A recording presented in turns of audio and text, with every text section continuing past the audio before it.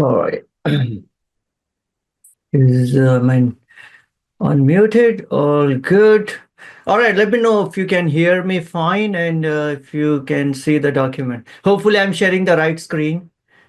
Sometimes you've seen wherein, hey, Vivek, are you sharing anything? I'm like, dude, yes. Okay, cool, cool, good, good. Thank you. So today, I think the biggest, it's going to be a little more heavy on brain cells, and I don't know what occurred to me that I got myself reading into the Coreweave S1 document. I thought maybe I'll start in the morning and finish it. Jeez, I spent almost 3 hours, and I'm still not done with it. But I will present. I think hopefully I made a decision. And but the downside is I did not have even anything since morning, so I hope you won't mind while I just warmed up the coffee. I'll have my coffee while we continue our discussion. Otherwise, my stomach will start grumbling in the middle of the session. Okay, all right. So, anyone here for the first time? Any first timers here?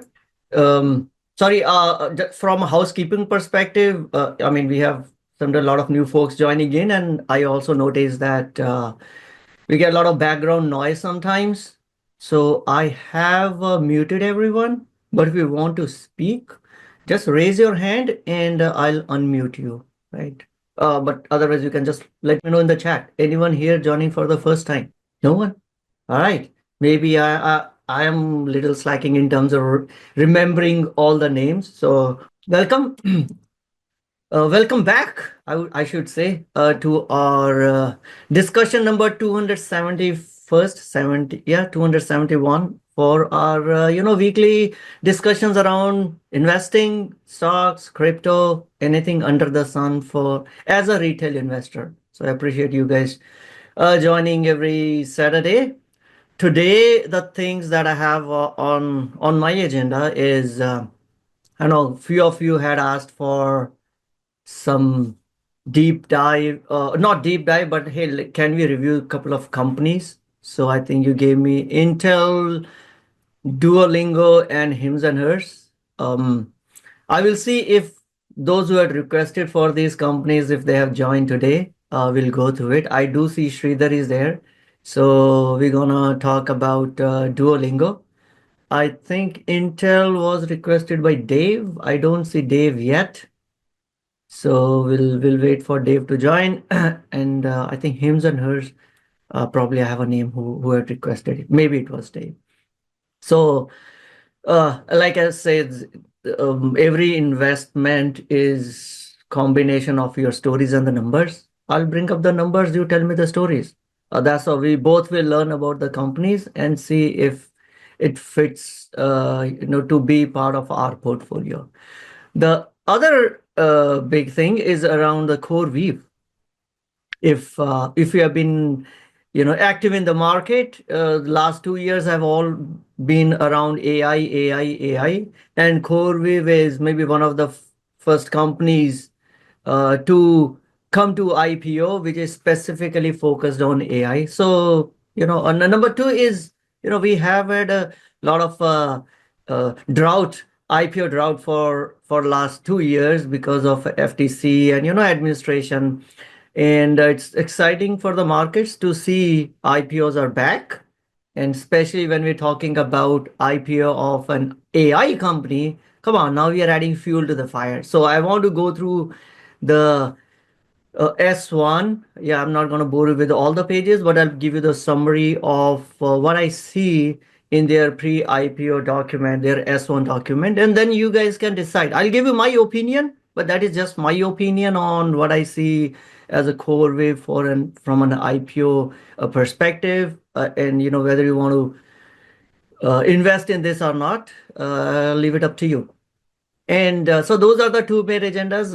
Both of them are, like I said, little heavy on our, at least my brain, pea-sized brain, but hopefully we'll get through it. And then, of course, we'll look at a macro side, what happened in the macro. We had a FOMC meeting, so we do want to talk about that, as well as a little bit on the crypto stuff. And if you have any questions around options, I think someone had asked me on IBIT. I don't know if this meetup or something else, but if you have a questions, yeah, feel free to throw it. So that's all. That's the stuff on agenda. Anything you want to add? Something that caught your attention this week, and you think, hey, Vivek, we should be talking about that topic. Uh, any other value picks among big tech? There are two companies when I talk about big tech, which I could say traditional. I don't know if it is a value, but those are cheaper than what they traditionally have been, and also the cheaper among the big tech companies, Amazon and Google, right? But then they are cheaper maybe for a reason. Amazon right now is cheaper because of all the tariff issues, and Google have had its own issues around Justice Department and all that stuff, right?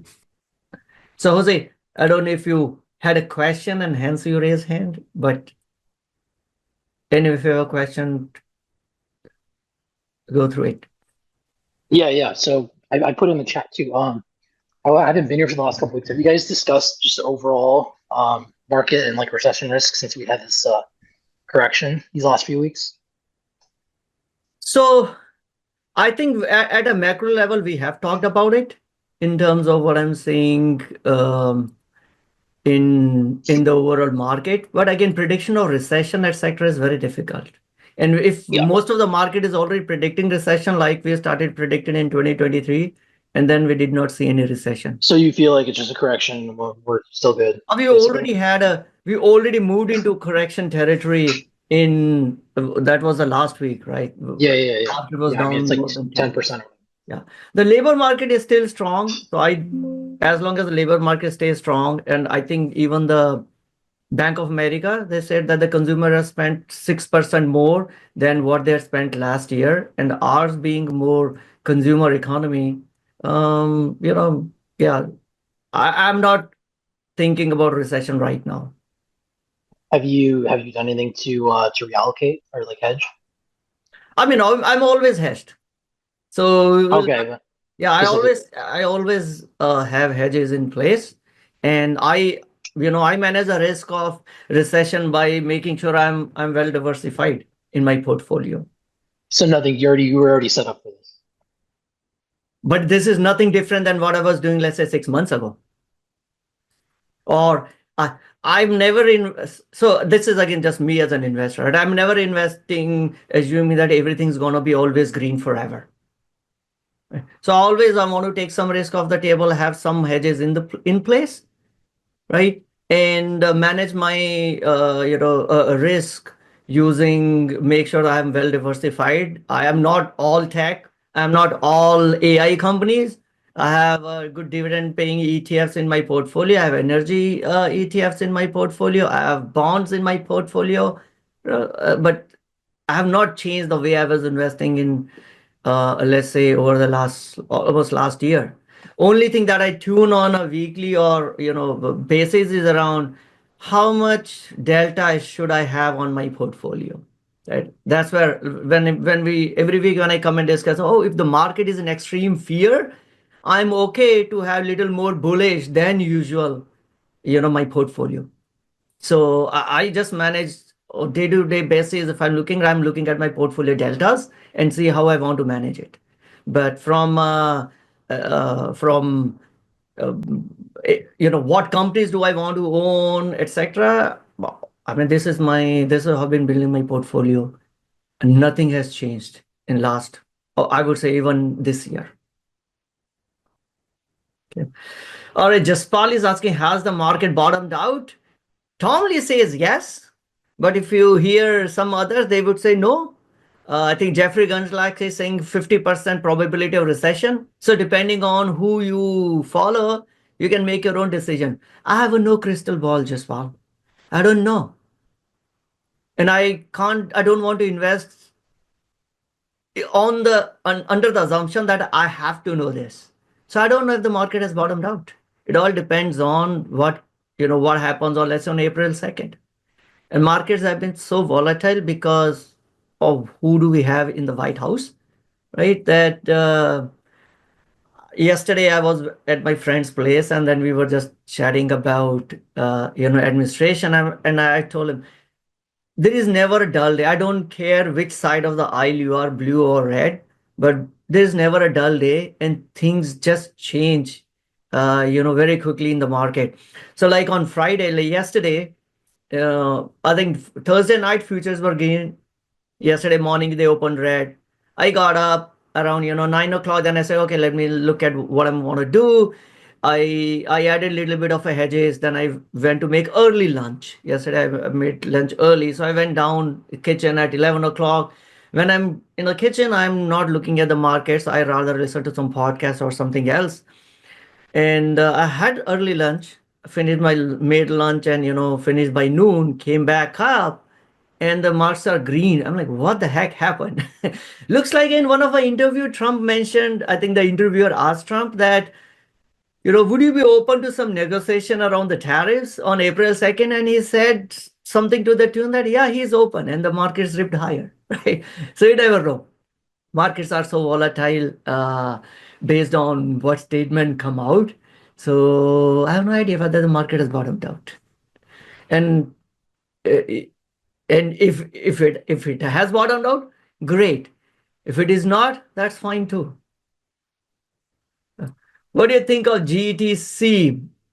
I think I have a summary of GTC, but clearly, I think Nvidia has got still way ahead in the lead in from as compared to the other competitors. I think Nvidia also took a dig in GTC on the custom chips, right, for the likes of Trainium and Inferentia, the Amazon chips, etc. Essentially, the Broadcom's play that you have your A6, and I think he took a dig that A6 don't perform that well. Now we also know that AWS, Amazon, had reduced the prices of its own chips, right? Now, that could be maybe to attract more customers moving away from using NVIDIA chips to Amazon's own chips. Or it could be because maybe they are not competitively priced enough. So I don't know what the reality is. Maybe only Andy Jassy would know it. But I think from anything exciting, I didn't see too much, except that the GM has got a relationship with NVIDIA. They will use NVIDIA Omniverse platform to build their autonomous driving. Beyond that, it's all more the same, right? It's almost in all GTCs the same. You got to input into what they're going to develop for the next 2-3 years. And then the same stuff around, we're going to get into robotics, physical AI, and all that stuff. So nothing that have changed my thesis around NVIDIA after GTC. Yeah. If you can read Trump's mind, you will be rich. Yeah. I think maybe even Trump doesn't know what his mind is going to speak up tomorrow. So he's a strong negotiator. I think is a way of bringing everyone to the discussion table. Yeah, I mean, he's a businessman. And while many of these decisions might seem random to us, so I spent some time in listening to the Howard Lutnick's interview. It's almost 90 minutes interview on All In podcast, which he, no, of course, he's in the same administration, to take it with a pinch of salt, but he actually went into saying, why is some of the decisions that seem random to us are actually not random. And he then went into the details of why certain decisions are being taken. All right, Sam, go ahead. You can unmute yourself. I put the question in the side, but Neo is really cheap now. And I don't know how to do this option stuff. So should I spend $10,000 on Neo or wait for BYD just to fall a little bit? Because I tell you, BYD is a winner. Yeah, BYD is a winner. That I agree. And BYD is one stock which I always I was invested in BYD, but that I sold way early. because that time I wasn't doing this detail and had not educated myself as an investor. But if you talk about Neo actually I posted in terms of their Q4 revenue. So the revenue was up. So main highlights around the Neo was that Oh, there's a new delivery record. excuse And me, Vivek. yeah, That was why I saw that, and I thought to myself, That's pretty good." And I think thing about Neo is it seems to be a sport car company, where BYD is a GM of China. no, so Neo has moving into three different levels. One is like with Tesla, they started with a luxury. So Neo own brand is a luxury car brand, is like higher priced um, cars in China. Then they came up with a new brand which they only launched last September called Onvo, which is for like call it as a Model 3, right? Of a Neo, which is more for mainstream family oriented people. And the third brand that they are now starting to build is a Firefly, which is for the international markets. Now, coming to your question around now the risk, let me tell you what the risk I see on Neo, right? Number one, they are the only company that I know of which is using I mean the big EV companies which is using swappable battery, right? I know Tesla want at the start Tesla wanted to use swappable battery, but then they discarded that idea because that was making the Elon Musk didn't think that that would work out. But Neo is the one which using swappable battery means you don't have to charge your battery. You if you're driving and your battery is out of a juice, you just like you drive in your gas station, you drive in your battery station and the robotic arm will take out the old battery from underneath of your car and replace it with a newer charged battery, and you will pay for the difference of how much charge your old battery had and how much is the new one. So that's a swappable battery concept that Neo has pioneered. And of course, they were building a lot of these. It's a heavy capex, heavy infrastructure that they have to build. The big risk which I see with the Neo is they are still not making money, and they will continue to need investments. And I can't recall, ever since I've been tracking on Neo and with Neo for almost now 5 years, they probably has got 4 or 5 times they have had a need for additional financing, right? A couple of times they have done the secondary offerings, which means increase the number of shares. Then they've also got investment from a provincial government of China and others. I think they also got some one time they got investment from some UAE fund, maybe a sovereign wealth fund. So they continue to raise funds to manage this operation. So that's my biggest concern is will they be able to survive in such a tough competition? And EV competition in China is way more tougher than what we have in US. Right? You probably know it more than I would. I only Oh, read. I have no experience. So you need to be aware of that one. BYD has 5 minute charging now. I think it's BYD. Yeah, 5 minute BYD is charging. the biggest one. No, So 5 minute charging.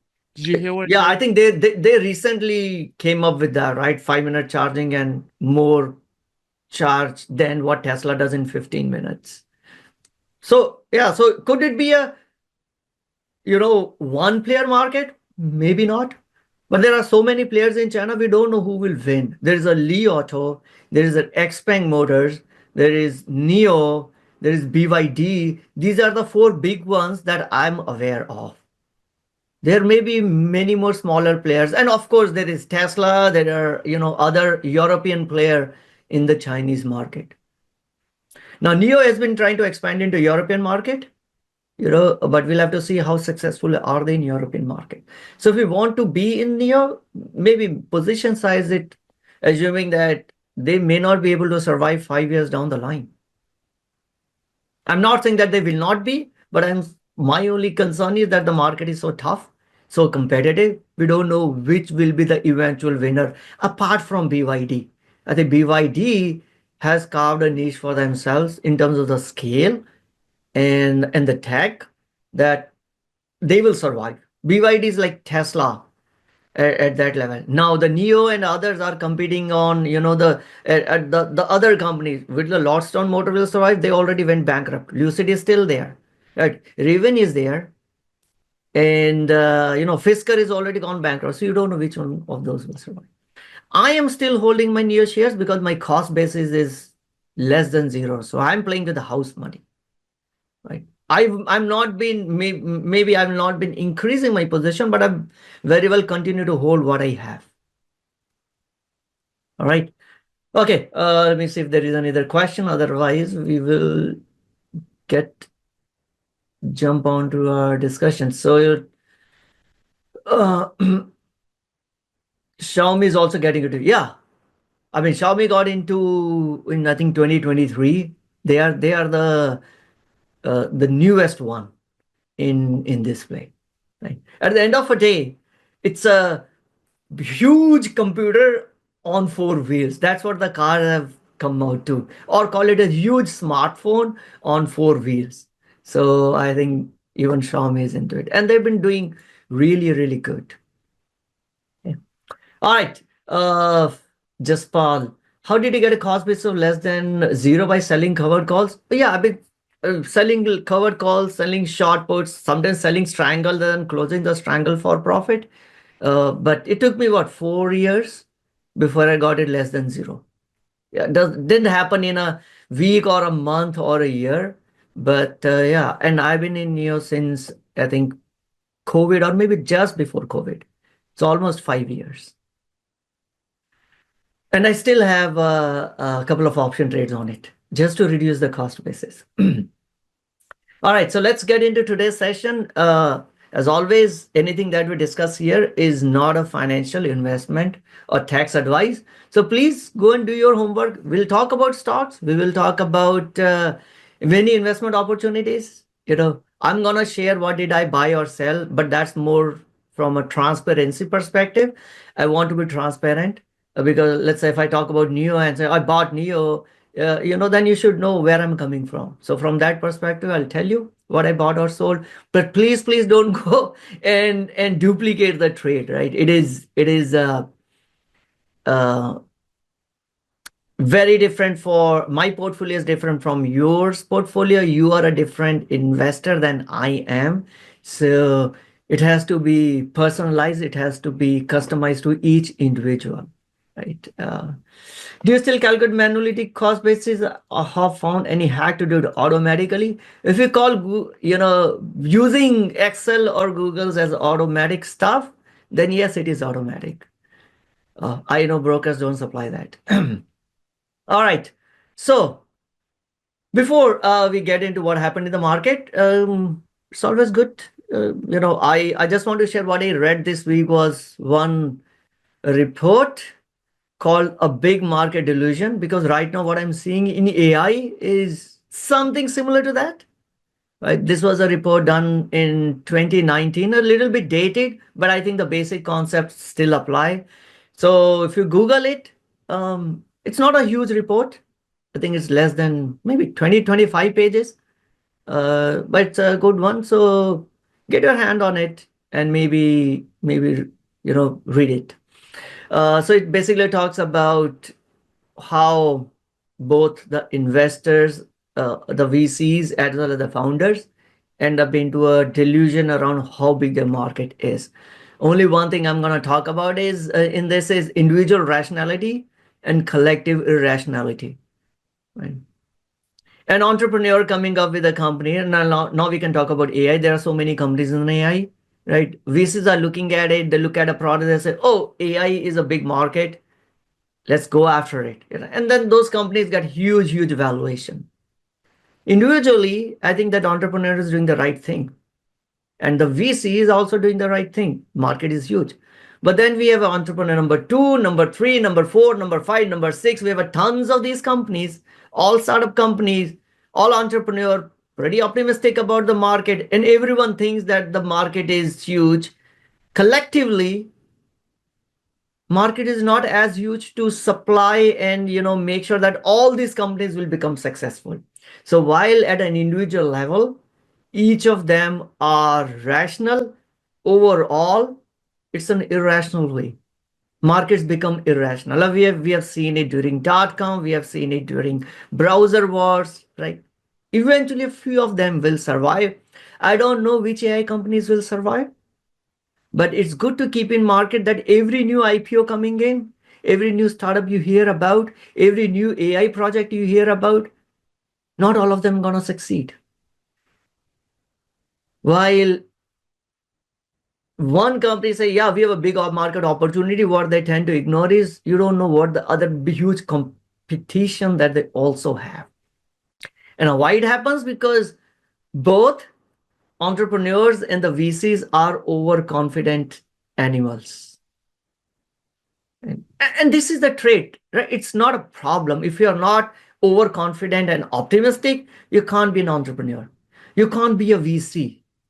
VCs are all story guys, right? I talk about stories and numbers. VCs are all story guys. Story about the future. The future is so bright. And you have to be that kind of a person to become a VC. And same is the case with entrepreneur. Right? And when two overconfident people meet each other, it's an explosive combination. Right? If the market is maybe the overall TAM of the market, maybe $100 billion, these two animals coming together, yeah, I think it's a $1 trillion opportunity, right? And then you have many of these companies and many of these VCs, you know where it goes. So it's a good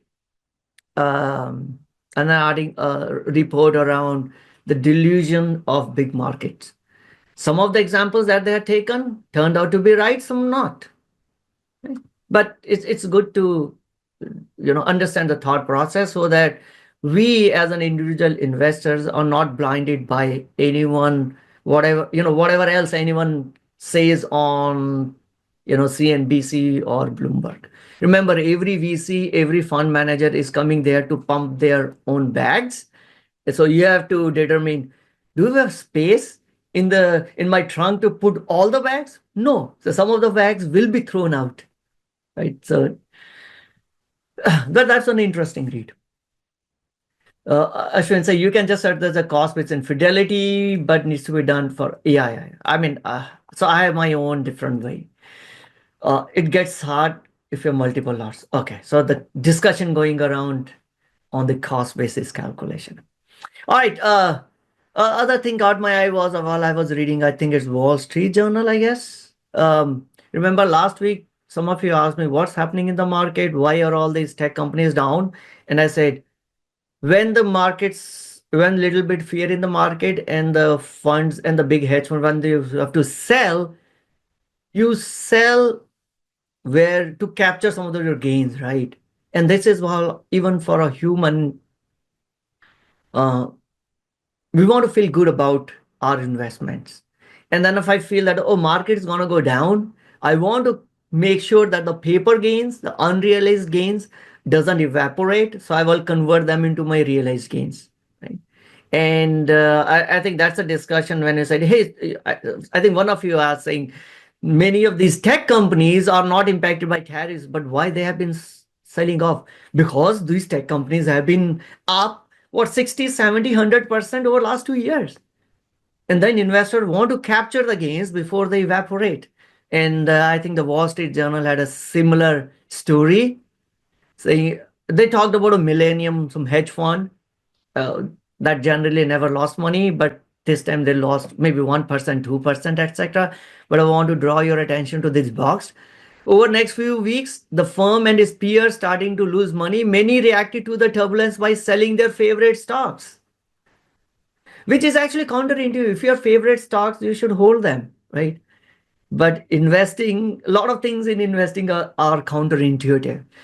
So a way to reduce their overall risk exposure, many funds have taken a liking to exactly the same companies, right? Crowded trades, Mag 7, whole Wall Street was on Mag 7. And then when each one of those firms are trying to make sure they look good on paper at the end of Q1, they have to realize those gains.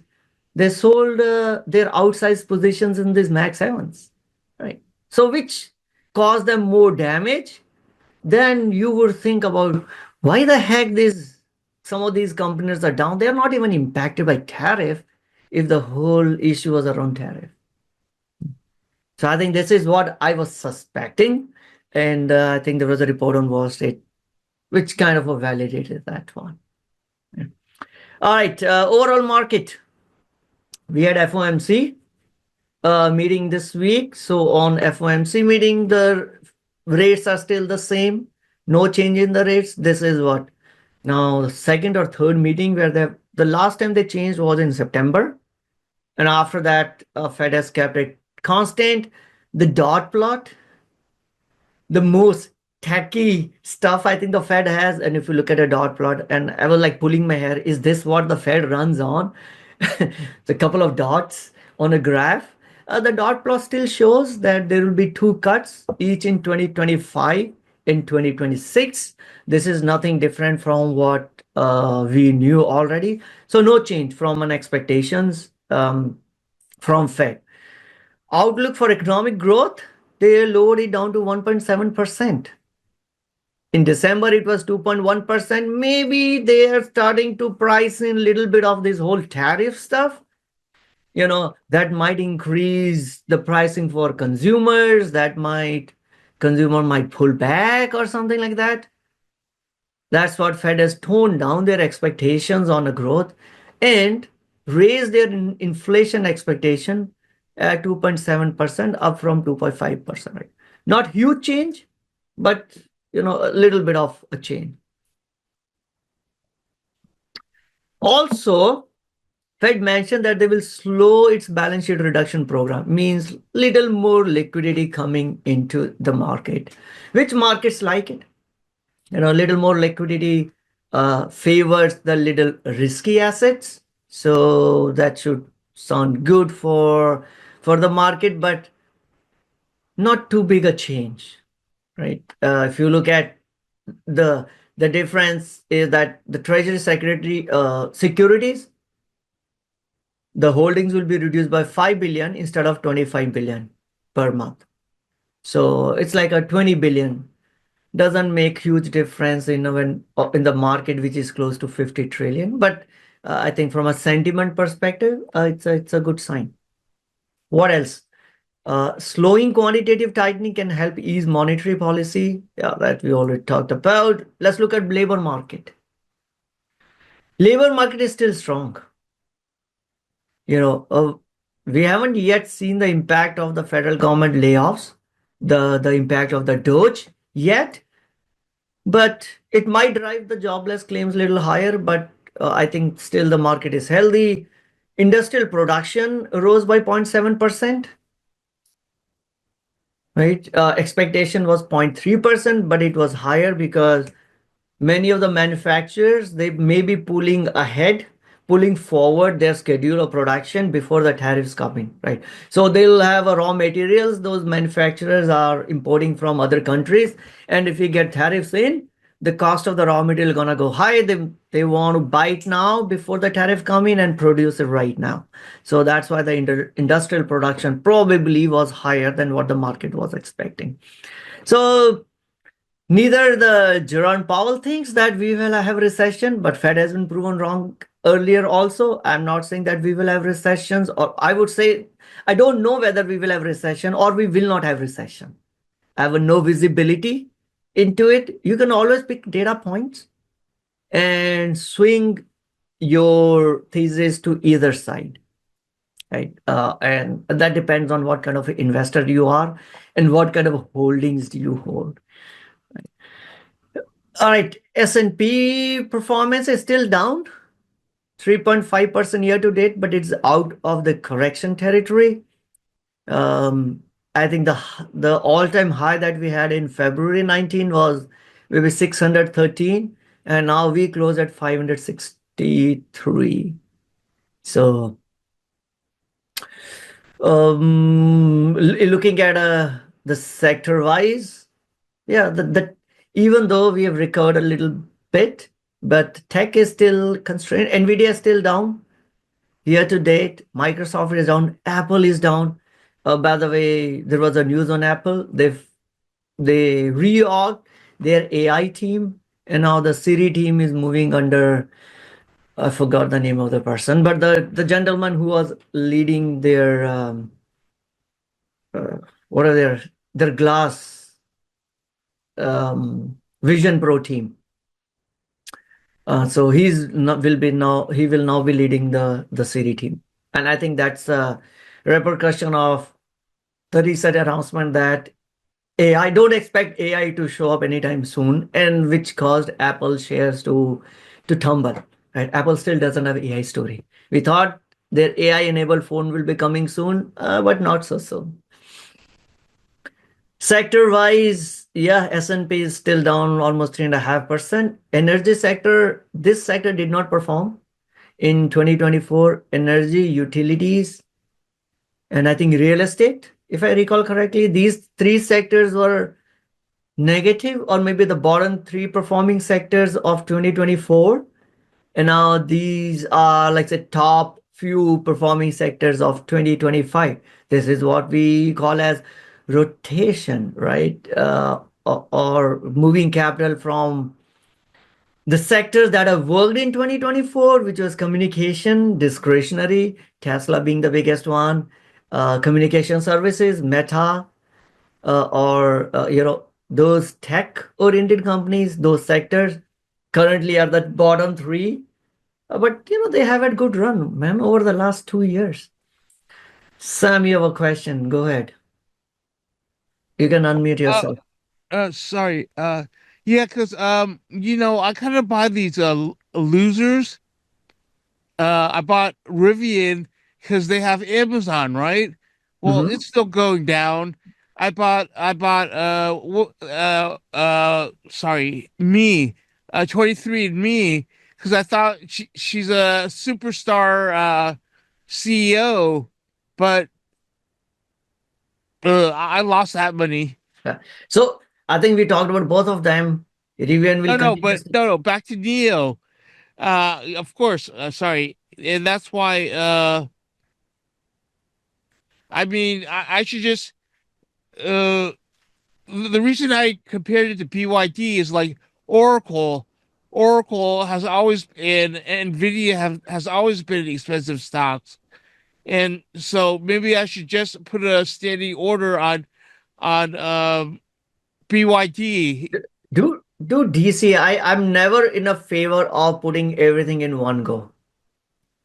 I always buy in tranches, right? First, I'll, as you know, right, like dip in dipping my toe position. Once I study a little more, then I start to scale my position. Sometimes it take me year, 2 years, maybe 3 years to make it a Oh, full position. So if you are interested in BYD, you will never. I don't think anyone is ever able to time the bottom or the top. Maybe start small while you learn about the company. That would that's what I would do if I want to open a position in BYD. okay, thank you. Alrighty. Okay, fear and greed index still in fear, which I was a little surprised. Maybe it is because of already defensive positions bought by the traders. Because on Friday was pretty good. Friday was a good day. So I thought maybe it should have swung, but it has not. Uh, looking at the timeline, as compared to where it was in, let's say, Feb, etc., we're still in pretty good shape. So when I look at this is when I decide should I put on more hedges, or should I, what's the level of hedging I want to do on my portfolio? Is how I decide on how much there's the fear in the market, what's the rest of the market thinking about. If the market is very optimistic, I will have little more hedges. I will not do a positive delta trade. Those who trade options probably know it, what I'm talking about. I will not do too many bullish stuff, right? If there is a little fear in the market, I will start to reduce some of those hedges. And, that's my day-to-day stuff. It's all about managing my overall portfolio delta. All right. Let me go through some questions. If there's any. Reducing securities means pull out money from the markets. Oh no, so what they were saying that they will reduce the tapering down. So earlier, so the way the Fed, so they Fed when Fed buy treasuries, they generally will continue to renew the treasuries that they hold on their balance sheet. Now what? So every month, so I think it is in 2023, Fed decided that they will start reducing in terms of how much of a renewal that they do. And they say we're going to taper down our balance sheet by $25 billion per month. Sorry, was that or, but yeah, so they were, not buying back. So they were doing the tightening. So now what they're saying is we will be little less tight.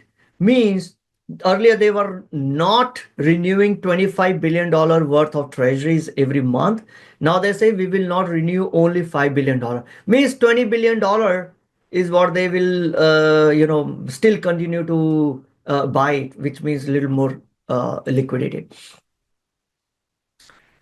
All right. He also reduced Berkshire Hathaway. Yeah, I mean, but if you listen to Warren Buffett, he was all in praise of the CEO of BYD.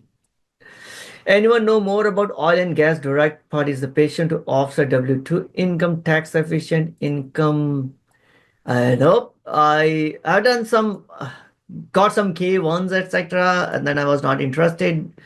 I don't do oil and gas DPP, but anyone else, if they have done it, yeah, share some info. All right, prior week backlog. So now we reach into a stage. I know last week and week prior to that, you guys brought up some companies and say let's talk about these. So Sridhar, you still there? Let's talk about your company. I will ask you to unmute yourself. So why don't you give me story or give us the story behind Duolingo? I'll bring in the numbers later. And then as a group, we can think, each one of you can think for yourself, whether you want to have it as a part of portfolio or not. So why don't you tell me the story behind Duolingo? What is that catches your interest in Duolingo? Viveka, under weather a little bit, but now I wrote some notes somewhere. I'm trying to look at those. So Duolingo is this language translation and helps people to learn new languages. And they've been doing well past several quarters. I'm trying to find notes I took a while back. That's all I have handy at this time. If you want to skip, we can come back later. I'll find out more and then come back. Okay. Yeah, so let's come back. I mean, I have the numbers. I have used Duolingo, and I know they're one of the, I think, the biggest platform in terms of number of users for biggest app to teach foreign languages. So yeah, we can come back later. The next company was Intel. Dave. I don't see Dave here, so I'll skip this unless someone else is interested in Intel. Any takers? Do we want to talk about Intel? Jaspal says yes. All right. Okay. Okay, so I don't have to tell you the story about Intel. I think Intel is a name that most of us will be familiar with already. The tech jewel of I would say prior generation. I don't think it's that big a tech company now.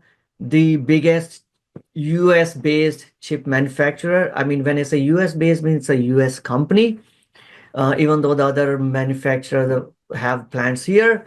But that's been, and it led the whole CPU revolution during 80s and 90s. And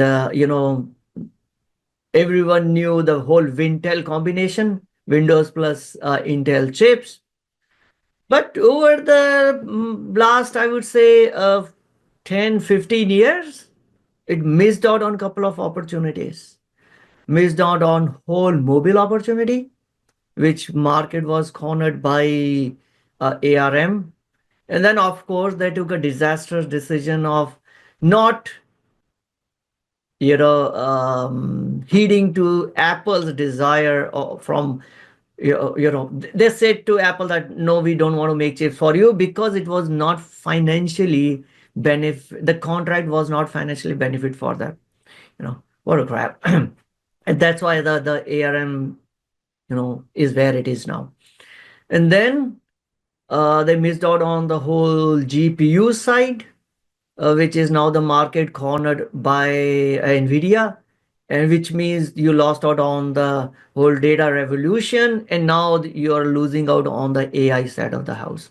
Even though Intel has been trying to, build their chips for AI, but who talks about? I don't hear anyone talking about Gaudi chips, right? I don't even know if they are pushing that hard or not. Now, Intel is also they also manufacture chips, not only design. NVIDIA only design the chips, don't manufacture it. Intel also manufactures the chips, but they've been far behind in terms of the technology as compared to other fabricators, like the biggest one is TSMC. So they're getting squeezed out of there also. Even some of the Intel's advanced own chips, they have to outsource it to TSMC because they can't manufacture it because they don't have the tech. Now they're trying to catch up with it. So they brought in Pat Gelsinger in maybe in 2020, 2021 from VMware, who has been a big, long-term Intel employee before he quit because he couldn't get CEO position. He joined VMware. Then they brought him back as a CEO, and he said, we will get back to our previous days of glory when Intel was the best manufacturer of chips. Right? Not only design, but we will manufacture the chips. We will create fabs. Creation of a fabs is not cheap. One fab, especially the new ones, could take anywhere between $30 to $50 billion.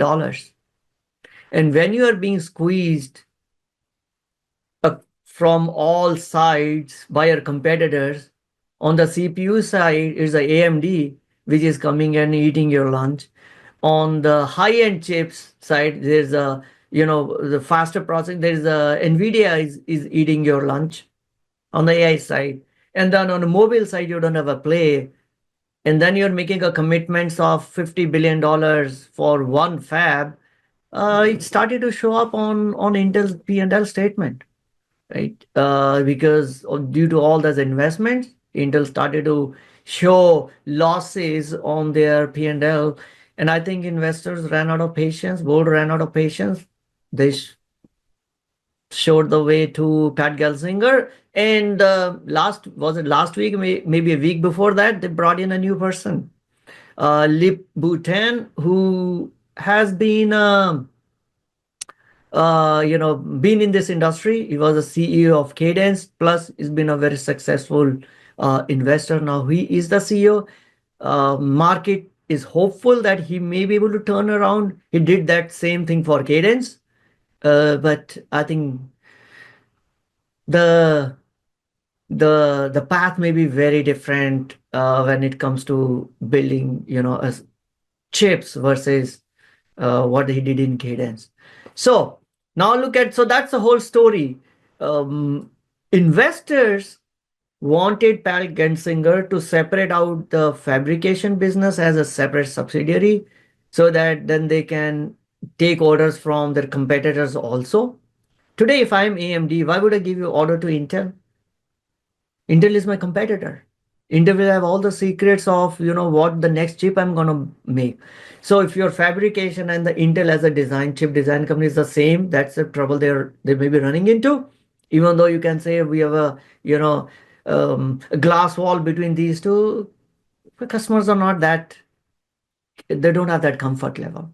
So the idea was that if you can separate it out as a two separate companies, then the fabrication can sell some its own stock, maybe raise separate financing. At least the all the investments that are going into Intel fabs won't impact the Intel, the fabless, the design company, right?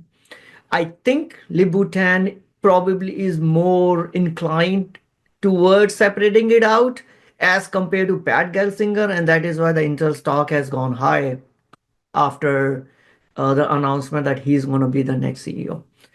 So, looking at the numbers, yeah, they didn't make any, last trailing 12 months profits are not there because of all the investments. Forward P is super high. It's a pretty expensive from just from a numbers perspective. Because of all these huge investments going in over the last 2 years, the numbers have got kind of a construed because of those investments, right? If I go back and maybe look at, you know, last 5, 10, 15 years, you can clearly see that they, over the last 3 years onwards, ever since they decided to start invest in the fab, the numbers started to go in wrong direction, right? Gross margin started to fall off. It's still a good dividend paying company, right? 1.8%, 2% dividend. But I don't know if you should take a risk of a 2% dividend when you can get a risk-free 4.5% on treasuries. You have a risk capital risk on Intel if you don't know what the future of Intel gonna be. So that dividend yield probably was attractive in zero interest rate environment, not that attractive anymore. And of course, they had to cut down their dividend because they wanted to save cash to invest in fabs. Operating margins became negative. If you look at last 10-year average, is positive. Last 3 years is all negative. Revenue growth almost slowed down. I mean, it's a single digit to slowing business, which is what concerned me. Maybe the fab could have turned its, the fortunes around and could become a growing business again. But this is concerning. Right? Over the last 15 years average, CAGR, they've grown 3%. This is like a GDP growth. Whereas on the chip side, come on. Last 15 years, we had so much of a revolution in the tech side that we needed gazillion number of chips. And Intel grew only at 3%. Right? Something is not working out. So numbers are horrible. So if you want to be investor in Intel, your thesis could be government will save it because this is strategically important for US, and maybe separation of the fab, and of course the fab has to be competitive enough that it could compete with the likes of TSMC. That would save it. I am more hopeful on the regulatory capture here. The government might force some of the industries to say, hey, you got to buy from Intel. Yeah, of course, move some of your orders from TSMC to Intel. That's the only play right now for me on Intel. So, and if you're not comfortable with that, and if you own Intel, you might want to rethink your position. Right now, it's all the story. Numbers are not great. Only it's based on the story of a future, what Libutan can do for this company. Okay, so that's my thoughts on Intel. All right, let's get back to any questions on Intel before we go back to Duolingo. Sridhar has found his notes. All good? I mean, I own Intel shares, so don't get me wrong. I'm not rooting for its failure.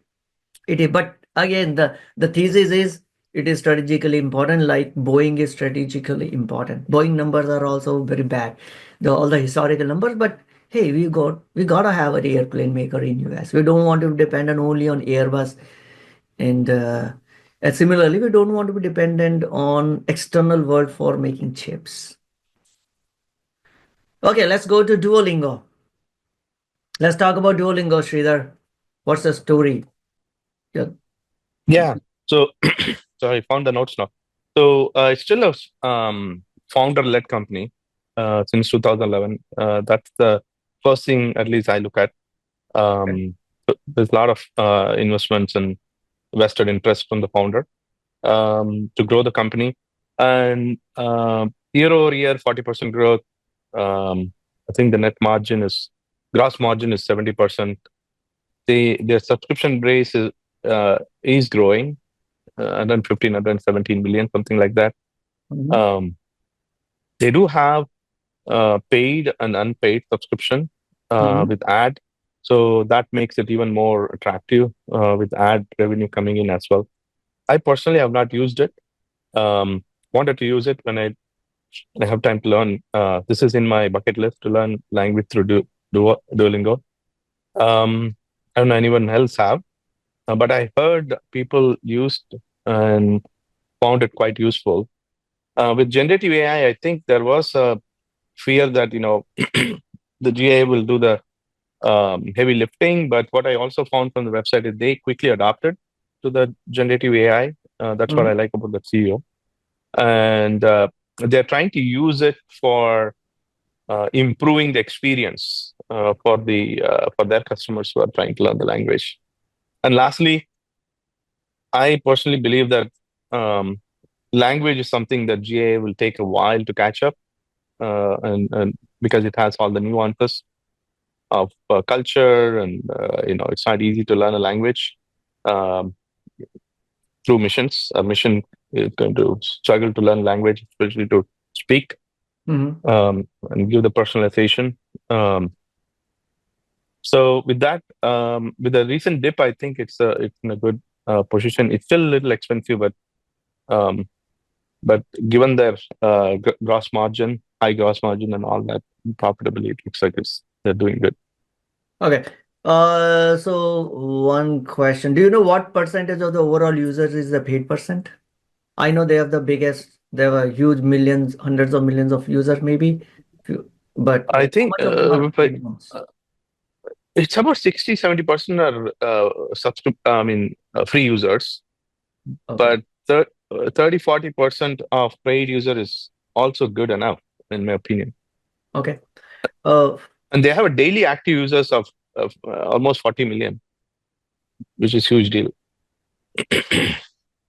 okay. DAU of 40 million. Okay. Another question. This is a little more at a high level. Do you think, because now I'm thinking of myself is, hey, if I'm going to a foreign country, the whole idea of why I want to learn a language, there could be two reasons. One is it's a necessity because I'm traveling to another country, or maybe I'm relocating to another country, and then I need to make sure I be able to interact, etc. Or I'm traveling to foreign country for a couple of weeks, and I need to be able to get through with my life in a foreign country. Number two is I just want to learn language, man. It's a good thing. It's an additional skill. Now, I don't know how many users are want to learn the language just because of the love of the language, and or how many of them because they have to. Now, with Gen Yeah, AI coming in, where let's say if you have real time translation, which I think I've seen on with OpenAI, I don't know, maybe others also have it, wherein you could converse with a person in another language in real time, using these Gen AI tools. Do you know is that's going to impact the overall the market size itself? Have you thought about it? yeah. So remember that somebody, I forget the name of the company, made a small device that you can clip it in your coat or in your shirt that will automatically translate and all that. Um, talk to the cloud, but that was a miserable failure. It didn't go anywhere because the amount of CPU you need to process that data, talk to the cloud, come back and respond. Um, and because of that reason, I think there was a review as well from a guy. So it didn't go well at all. I forget the name of the company because it was in the news last year. That's the Um, rabbit one or something like that. The yeah, yeah, orange color device. correct. Yeah. So that's one. Second is with the nomad economy coming in, all the Zen X and Gen Zs and Gen Alpha and now Gen Beta just started. So with that, a lot of nomad economy and people are moving.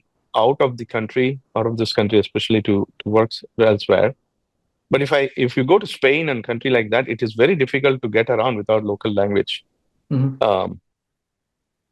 Especially if you're moving there. If you're traveling, fine, you can use all this, Google Translate and all that. If Okay. you're actually moving there, I feel it is still important. Okay. Um, Cool. I could be wrong, but that's what my No, that's fine. I mean, it's a story, yes. right? You don't know. Yes. It's all about future, and we don't know how the future will unfold. But someone has a thesis about future, and I think your thesis is as good as any other analyst because they also don't know what might happen in future. But that's why a future is unknowable. Aditya says that people also learn new languages to get a job. Just saying, yeah, it's used by many students who learn languages. Yep. People trying to get Canadian PR have to learn French. Come on, you don't have to learn anymore if our administration is gonna make it 51st state anyway. So that requirement will be waived off. Sorry, little. All right, let's look at the numbers. So we heard the story. Now you guys know what the story around Duolingo is, what their opportunity set is. Let's look at the number and see how that plays out. Right. Just look at it trailing 12 months. PE ratio is 150, super expensive, right? Even if you're looking at this growth and look at a forward PE, it's still 114. I consider it as an expensive one, but that's fine. Some of the great stocks will be expensive. And the question is how much expensive thing you want to buy, right? That's from individual to individual investors. Price to sales ratio 18. Yeah, I think this is at an expensive level. $748 million of revenue over last. Okay, we'll look at the average for few years. Debt to equity, almost no debt, which is great. Close to $877 million cash on their balance sheet. $14 billion market share, and looks like generates some cash flow. Yeah, 14% owned by insider, which is decent enough insider ownership.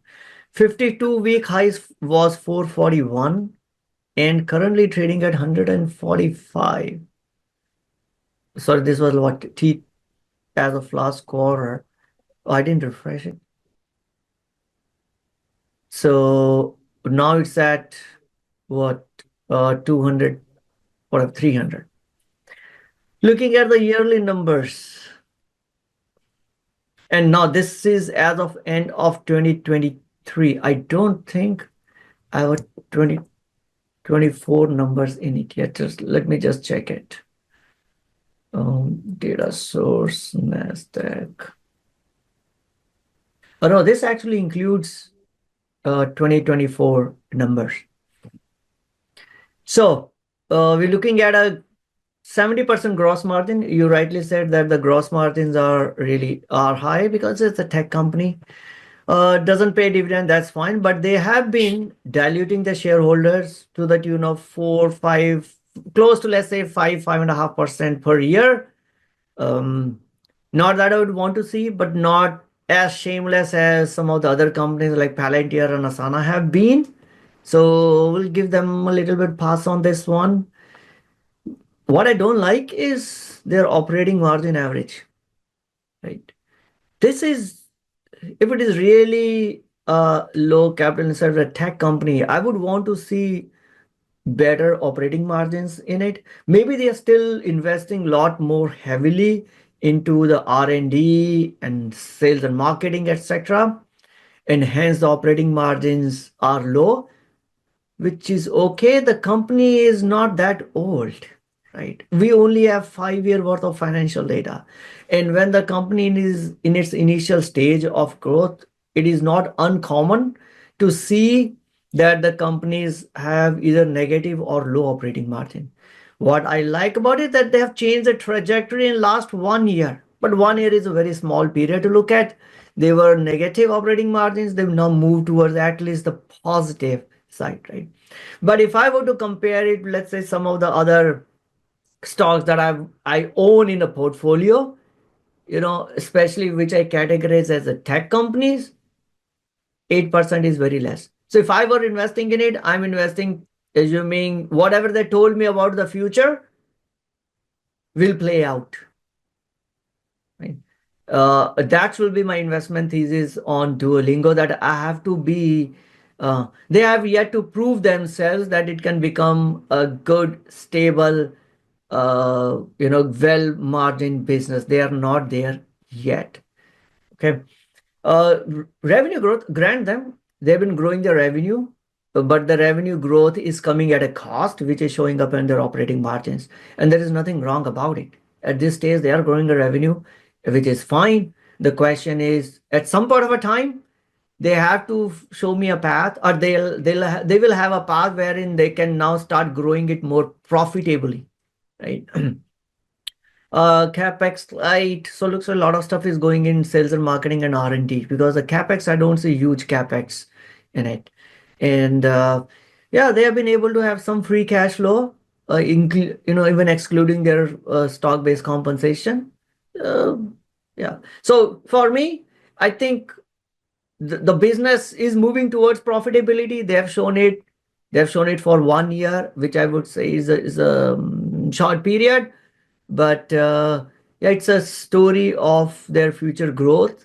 And with AI coming in, if you think that AI will not cause any disruption, yeah, then looks to be maybe, could do a starter position on this one. Yeah, that's my thesis looking at the numbers on Duolingo. Any questions? Or what do you think? You might have a different opinion. I mean, that's what makes these discussions interesting, is maybe you have a different opinion about it. All right, nothing. Okay, so I consider this as a bright student, may turn out to be prodigy, but it's only in grade 1. I've seen a result only for 1 year. Okay, now you can invest based on that thesis. Might go to Harvard. I don't know. It has potential, looks like. Founders have been able to do it, and the founders stay true to what their mission is, and the market. And again, I've never looked at this company. I'm only basing my thesis on what I heard from Sridhar, and what numbers I'm looking at is, if its thesis play out, yeah, that's fine. Then it might become a great company. But right now, it's got a good history of only 1 year. Cool. All right, I don't think anything to look here. It's always been expensive, but it's been in market only for 5 years. And we have seen what the tech companies have done in 2021. So some of that average is getting screwed up by the huge valuation that these companies got in 2020, 2021. Right. So I'll skip that one. All right, Chintan, I used Duolingo multiple times and gave up. Difficult for me to think of it as a sticky product. Very addictive though. So I think these are like, to me, it looks like a conflicting statement. If it is addictive, then won't it be sticky as well? Maybe I'm not reading your message, getting your message correctly. You want to talk about it? Okay, Ashwani wants to say something about Duolingo. Go ahead, Ashwani. Oops. Sorry, I double-clicked on yours and it muted you. You can unmute yourself. Yeah, can you hear me? Yeah. Okay. So another sort of parameter I would like to, check for Duolingo case is, what is the stickiness for the customer, right? Is there any customer data? Do the users have any data with them? Do users have a reason to stay with them for long duration? Let's say if tomorrow another competitor comes which offers aggressive pricing, will they just move to the new customer, or will they continue to stay with Duolingo? Yeah, good. I don't think I have information. I'm just looking at their metrics. Subscription grew by 50%. Let's look at trailing 12 months. Okay, so this is trailing 12 months showing. Okay, let's look at trailing 12 months. That'll be better. We'll know the yearly size. Almost $600 million subscription revenue. Then they also done some English tests, etc. Yeah, Bookings is $800 million. Paid users growing at, they have only 9.5 million paid users. Daily, or how am I reading it? So daily actives 40 million, probably a majority of their users are non-paid. Or maybe, should I add these four? Sridhar, what's their paid users? These numbers look to be too low. Overall, like monthly actives, like 116 million. And it actually says paid user as percentage of monthly actives only 8%. So it looks like, yeah, either they have to do something to increase the paid users or figure out additional like advertising as a source of revenue. Hope it's not one trick pony. Could be right now they're only in the languages. That could be another thing to look at. Can it expand beyond it? Right. Then we start to look at, does it have a moat? Right. That's important. I mean, we have not gone through, let's say, the whole rubric when I'm looking at any company. Let me just go and maybe show you not the valuation. Where did we go? Stock scoring, right? When I do a deep dive, I look at all these, right? Does it have a network effect? Does it have a switching cost advantage, and all that stuff?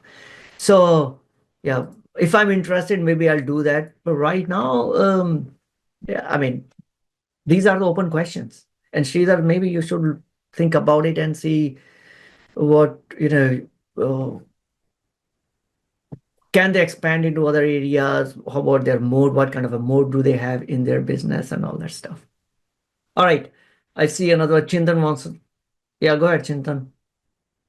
Yeah, so I was saying I've used it multiple times, and primarily, like if I'm supposed to travel, before that I want to pick up a language and I take that up. But then I'll go through a couple of levels, but it is very addictive, so you'll waste a lot of time on it. But then once that's done, because you don't have a real use case or a real partner to talk with, then you will forget about it and you lose interest again. So you drop it, and you've not learned the language either.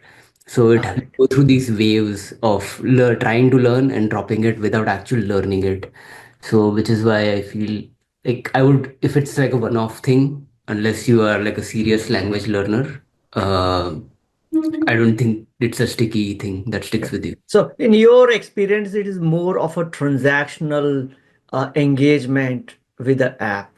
Yeah. Okay. I myself had used Duolingo a while when I think 2023, in my last job, we had a headquarters in, no, we had a big office in Canada, and I had to travel to Canada, and some for the folks on, my client side, and like Aditya says, some of these, it was in Montreal, so French is the official language, and I wanted to learn a little bit of it, so I did download Duolingo. Couple of things was, of course, when I left the job, I no longer have it. But while I had Duolingo on my phone, I realized that it was draining my battery too much. But I had to keep it because I wanted to learn a little bit. I did a few levels, and then once, I left the job, I'm like, okay, I have no need. I deleted the app. Yeah, and I think just to add, like the other aspect of it is like it's not learning language through basics like you would others. Like it's like familiarizing you with familiar terms and words. So you don't learn from scratch from the very basics kind of a thing. I think serious language learners usually go to Babel. Like if it's transactional for me, I have found it easier to just use Google Translate to talk to Okay. people in other languages rather than like trying to learn on Duolingo. But that's me, so could be my bias. All right, yeah, I think there are competitors. Babel, is a Rosetta Stone, etc. also competitor? I don't know. So anyway, so Sridhar, hopefully you got some information to continue your, deep dive into Duolingo further. There are some questions that need to be answered before even get into financials. Does this product has a mode, etc.? How about its competitors? Why would be sticky? Why would I not switch to another competitor if they gave me some offer? Yeah, right. Will I ever become a paid subscriber or not? If not paid, look like only 9% of the users are paid subscribers. So what's the other revenue opportunities they have, right? Advertising could be another one. So you need to look into that one. All right. Dave is not there, so I'll skip hims and hers. It's a very, I would say, famous talk among retail investors. We'll come back to hims and hers later. You need to get through the Coreweave. So if you have time after Coreweave, we can come back to that. Oops, this is old one. So before I jump into Coreweave, what did I buy or sell? I bought a little bit of a Tesla, added to my portfolio this week, and sold because my KWeb, I had a covered call, which I did not want to defend.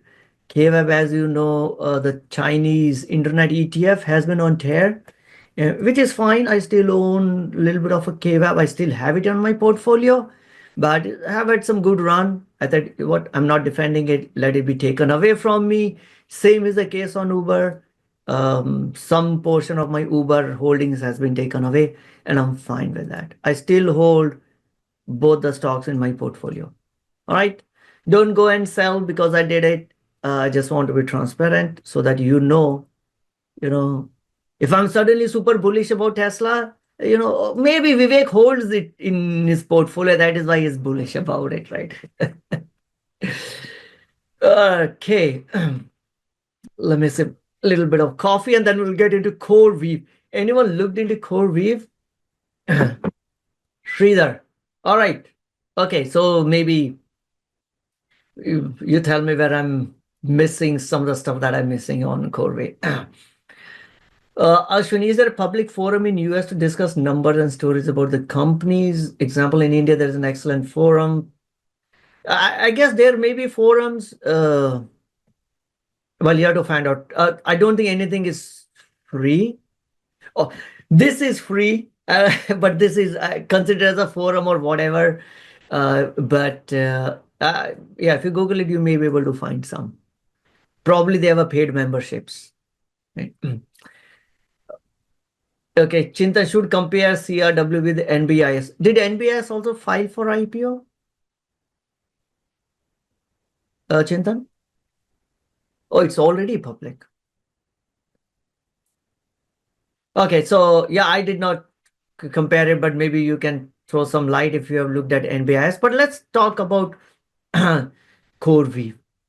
Okay, it's one of the most anticipated upcoming IPO of the year, which it will start to trade next week and will trade under symbol CRWV. So with that, let's get into Coreweave. Where is my Coreweave document?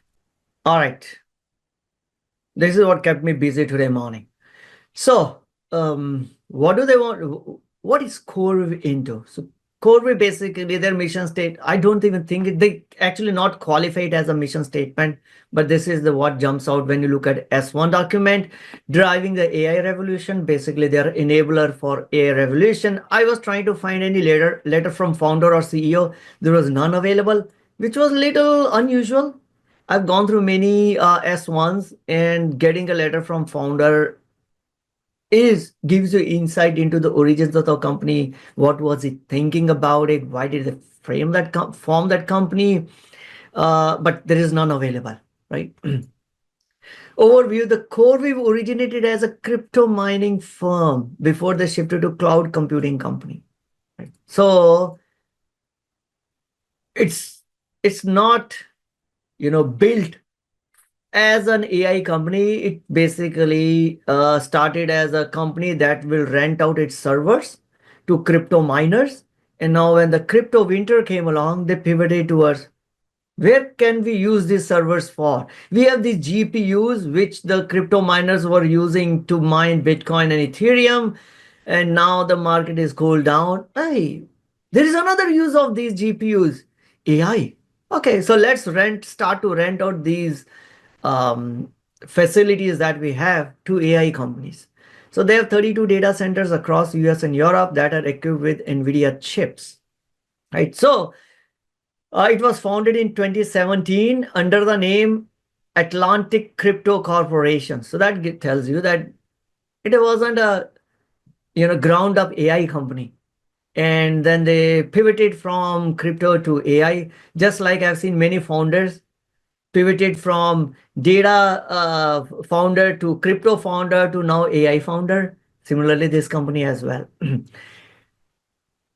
It has got a proprietary software and cloud services that deliver the software and the software intelligence that is needed to manage a complex AI infrastructure at scale.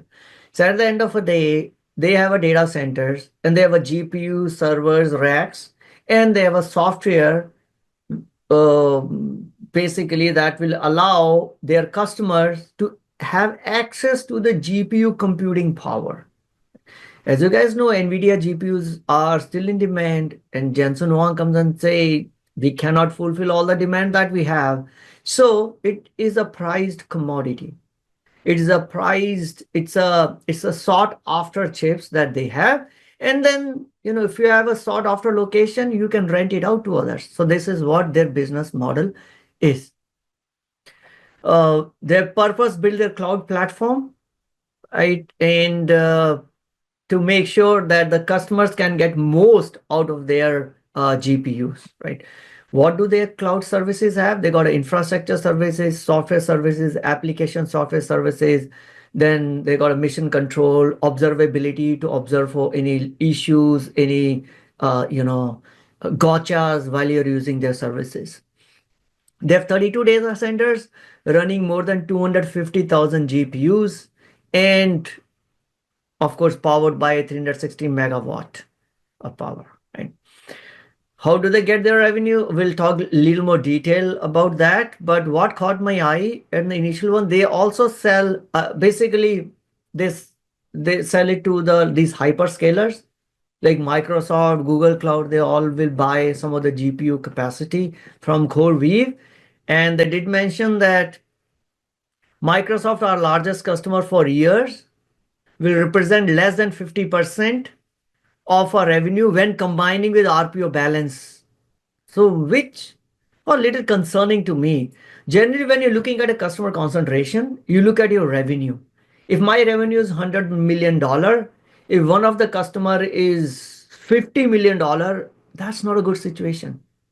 We saw this happening with Twilio years ago when Uber was the biggest customer of Twilio, and Uber one day decided, you know what, I'm going to build an in-house SMS messaging platform. Twilio share fell down, what, in 40-50%. So if you have one huge customer that is responsible for majority of your revenue, that's not a good thing. So what this core will try to do is not just revenue, but include looking at our RPO, which is remaining performance obligation, the contractual bookings, combining them, Microsoft is less than 50%. So I'm like, maybe the revenue based on the numbers little ugly, and hence they're doing the gymnastic. We'll check it later. But it's a good for Microsoft because this is an OPEX and not a CAPEX for Microsoft. So there doesn't impact their P&L. I mean, impact their P&L a little less. All right.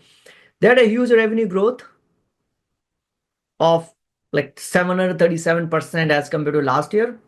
You all guys know everyone needs GPUs now, right? But heavy expenses as well.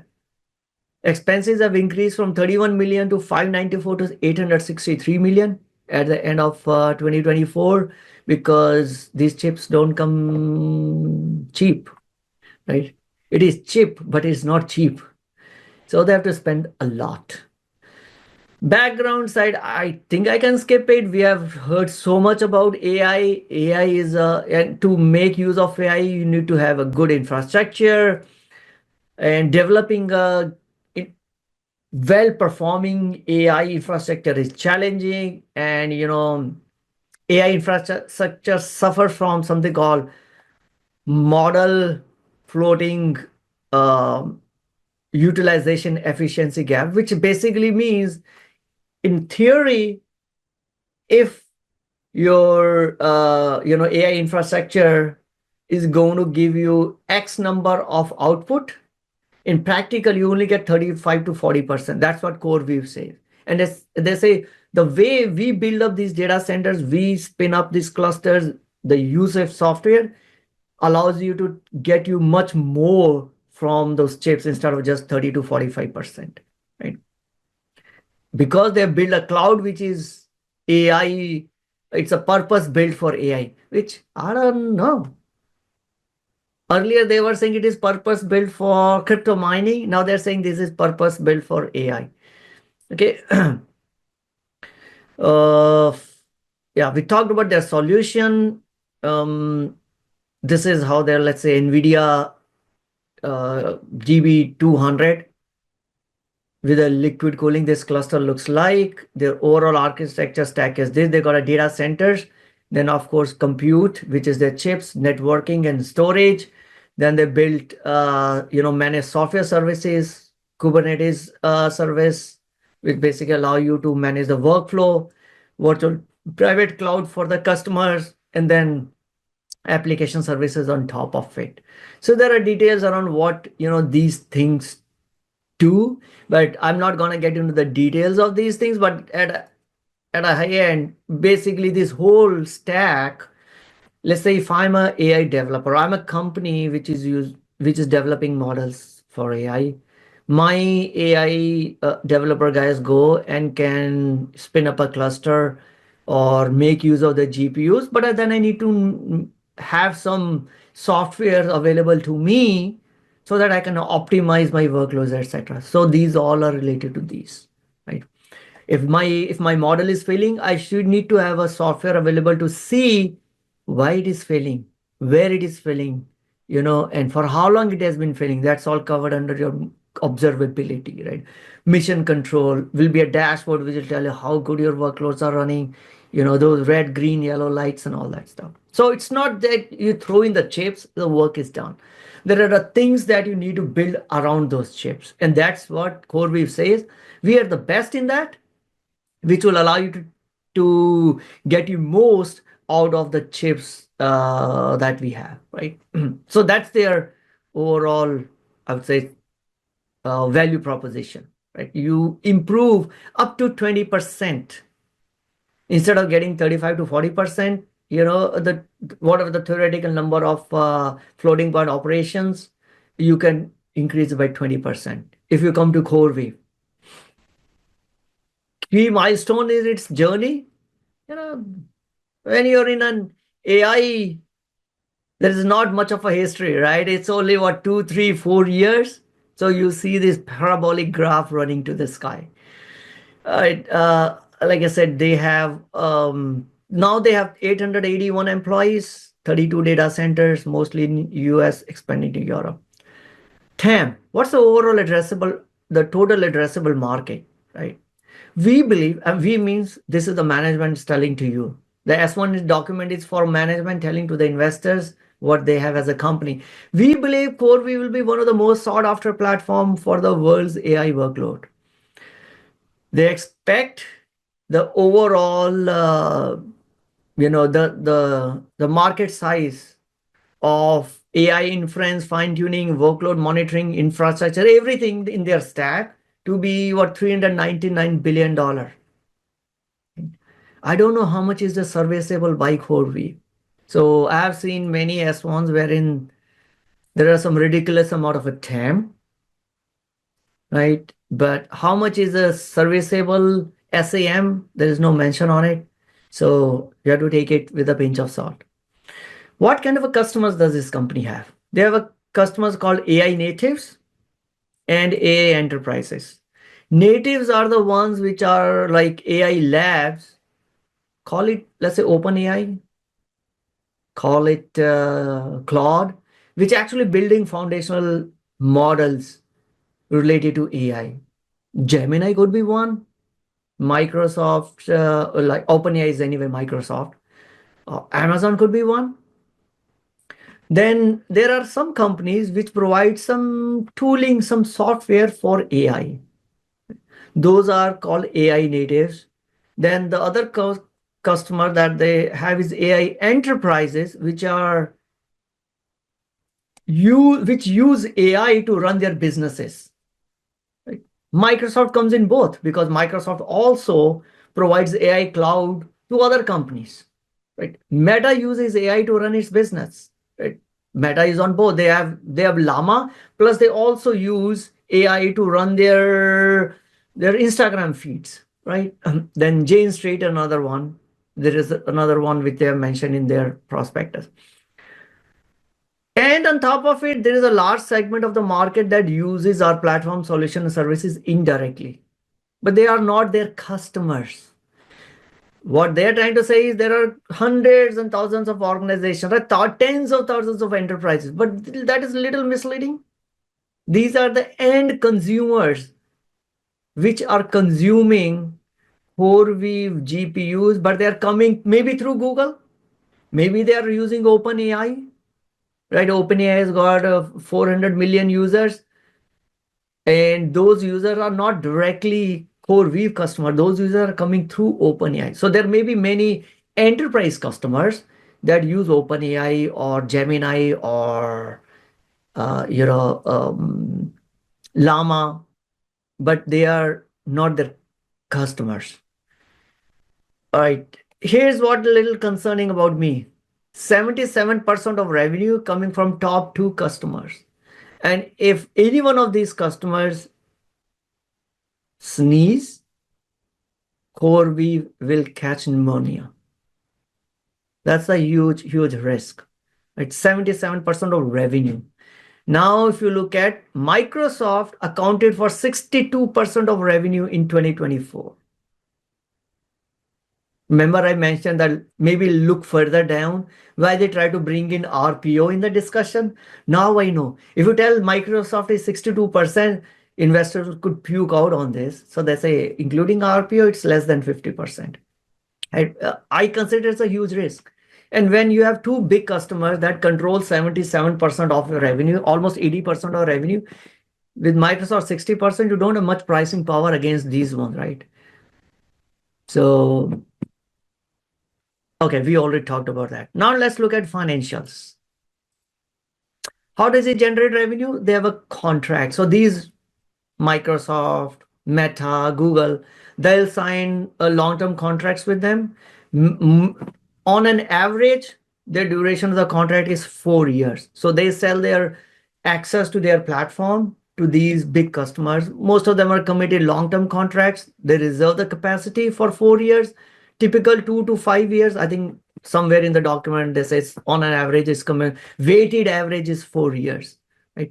And these contracts now, because those are committed for next whatever number of years, you have a visibility into what's my revenue going to be next year. So 96% of the revenue, came from these committed contracts in 2024.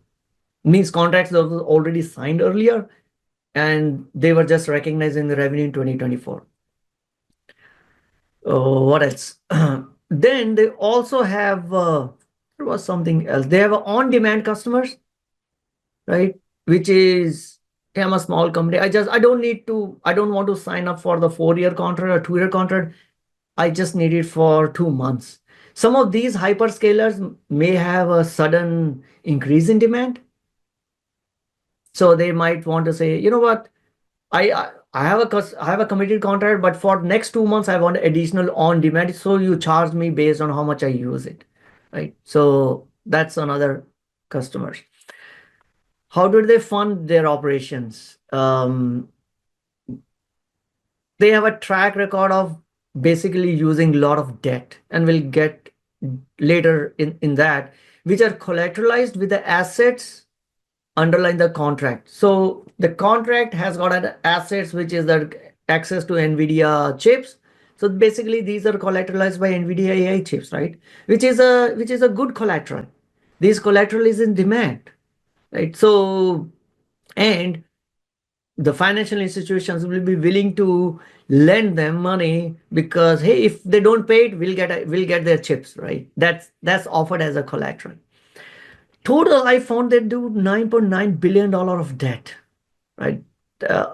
Like they call delayed draw term loans. Now, this is what I'm concerned about. They did DDLT 1.0, almost up to $7.6 billion.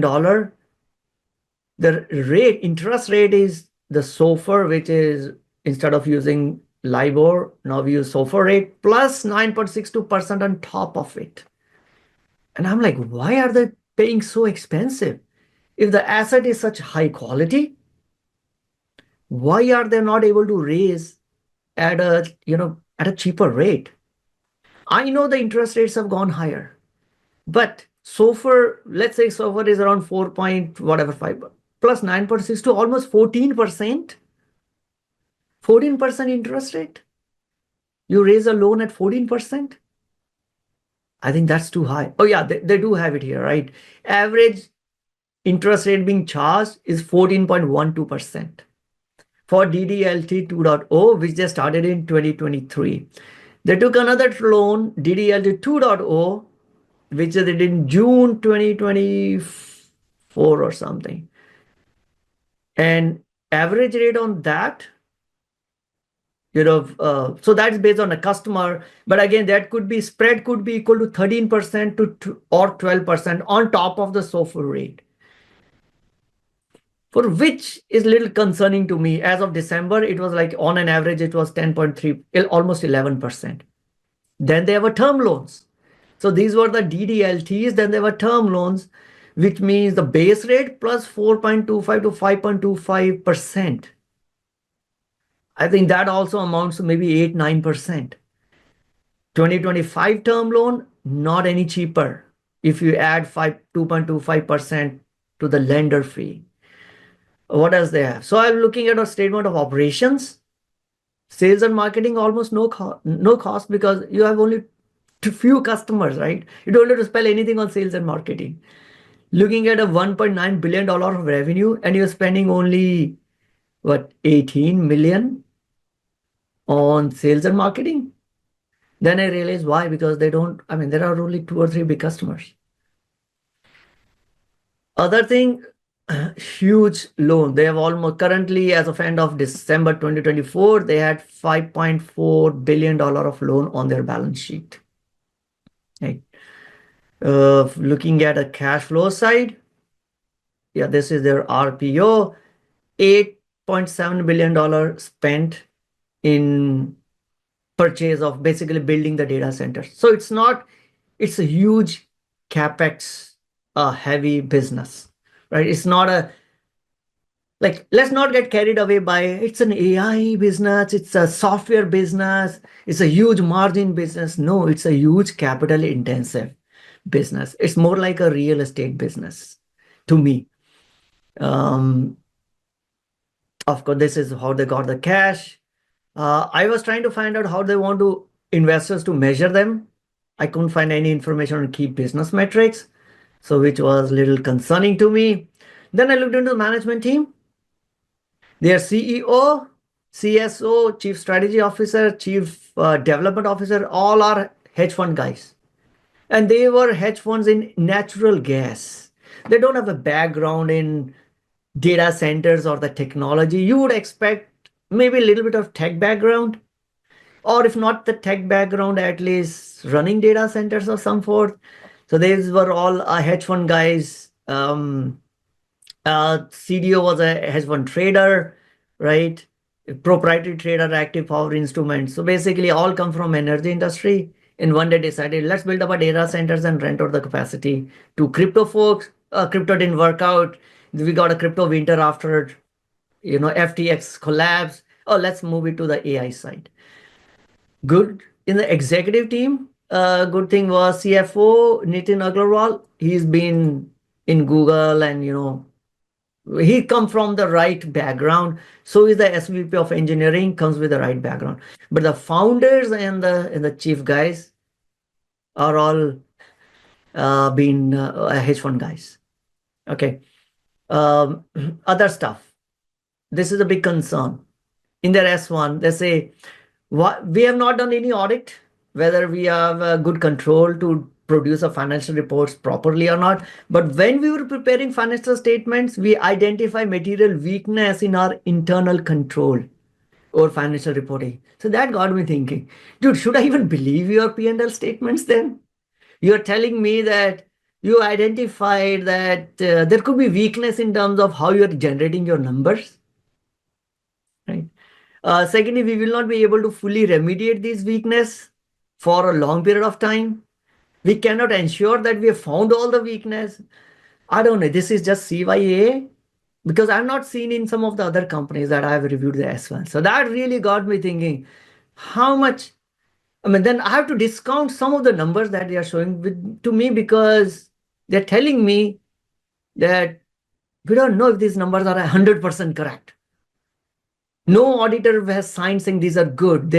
In fact, they found that there are some gotchas in which they maybe describe or calculate the revenue. They don't have any full control on how the reporting should be done for each expenses. Things could be miscategorized and all that stuff. Okay. I did not see any off-balance sheet arrangement. That is good. Contractual obligations we already talked about. They have got so much of a loan on their balance sheet that they have to pay the interest. And every 100 basis point increase or decrease will change its interest expense by $31 million. Related party transactions. I see a huge red flag in this one. So there's a company called Magnetar. I have not had a time to look into what this company is.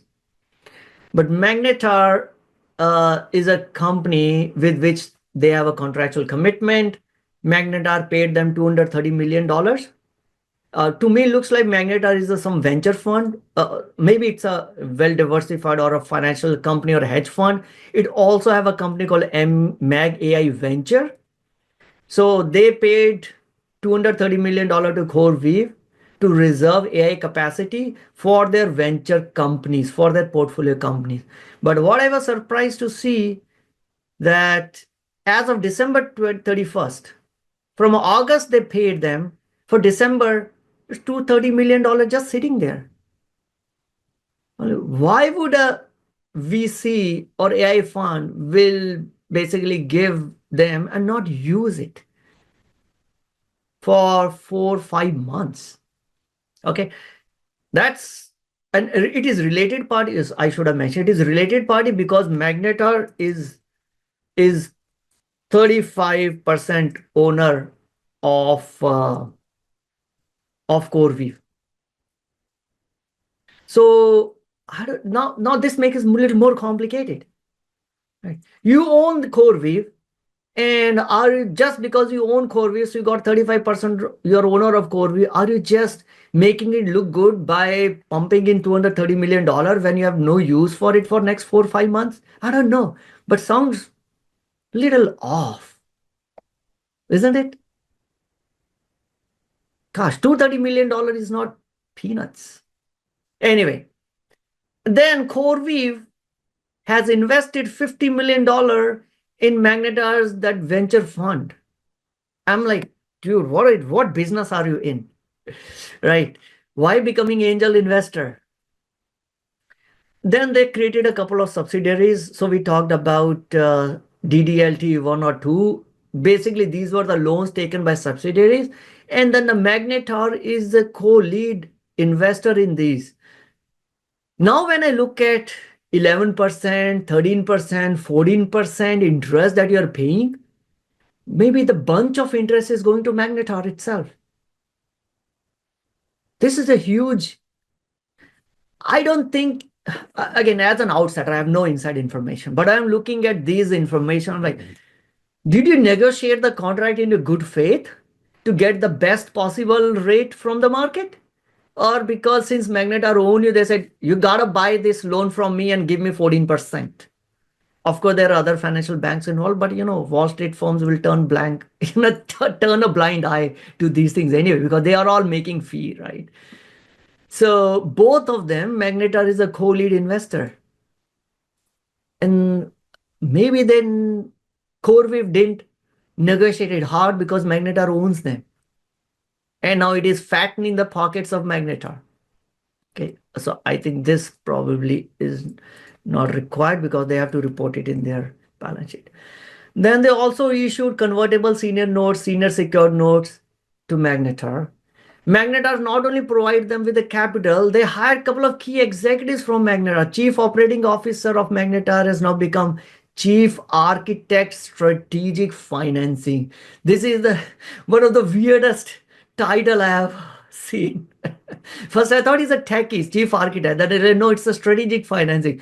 Maybe he's an architect of financing some structured instruments. And then they also got CFO of Magnetar, became SVP of strategic financing. So it's all over the place. right? And Magnetar owns 34.5% of this company. NVIDIA owns almost 6% of this company, right? So huge related party transactions happening with Magnetar. Geopolitical risk, I don't think you have any. IPO details, let's look at IPO, what they talk about. So they also mention that subsequent to the closing of the offering, we will issue to OpenAI a number of shares equal to $250 million. What I don't know, under maybe they have it under the Microsoft when they signed a master service agreement. So you see, in one side, there are dealings in which Microsoft will get a shares of Coreweave, and on top of that, Microsoft is also a customer of Coreweave because they are renting services from them. They have what, 67% revenue, and I think might make sense that Microsoft want to have a good control on the company. They anyway are responsible for almost 67% of revenue, and then they're also competitor for it. So too much of a, I would say, a spaghetti out here.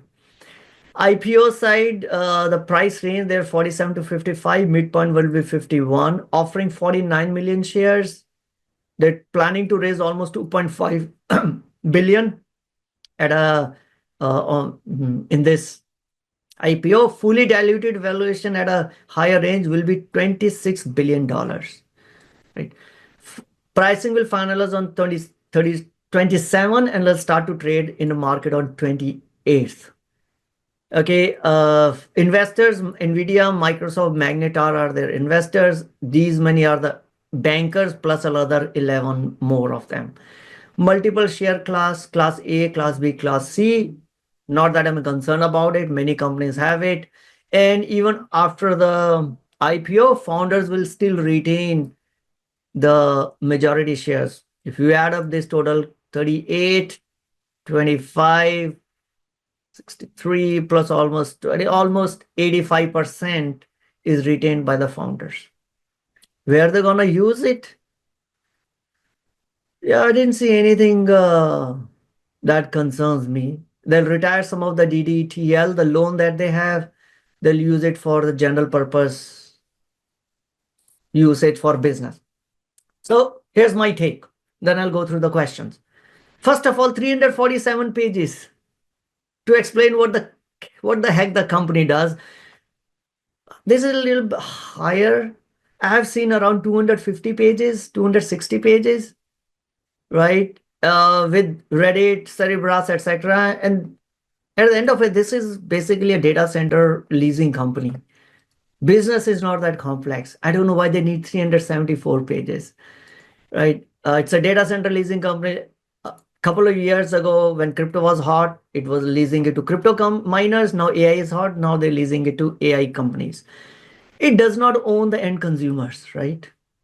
The end consumers use Coreweave through these hyperscalers. Its customers are hyperscalers who anyway are building their own capacity in parallel. What Microsoft, what Satya said, right? We are good for $75 billion this year. So I'm just wondering, is it only a stopgap arrangement? Maybe Microsoft will bite sometime. Why is AWS using it, or Meta probably yes, but Meta is also spending billions of dollars.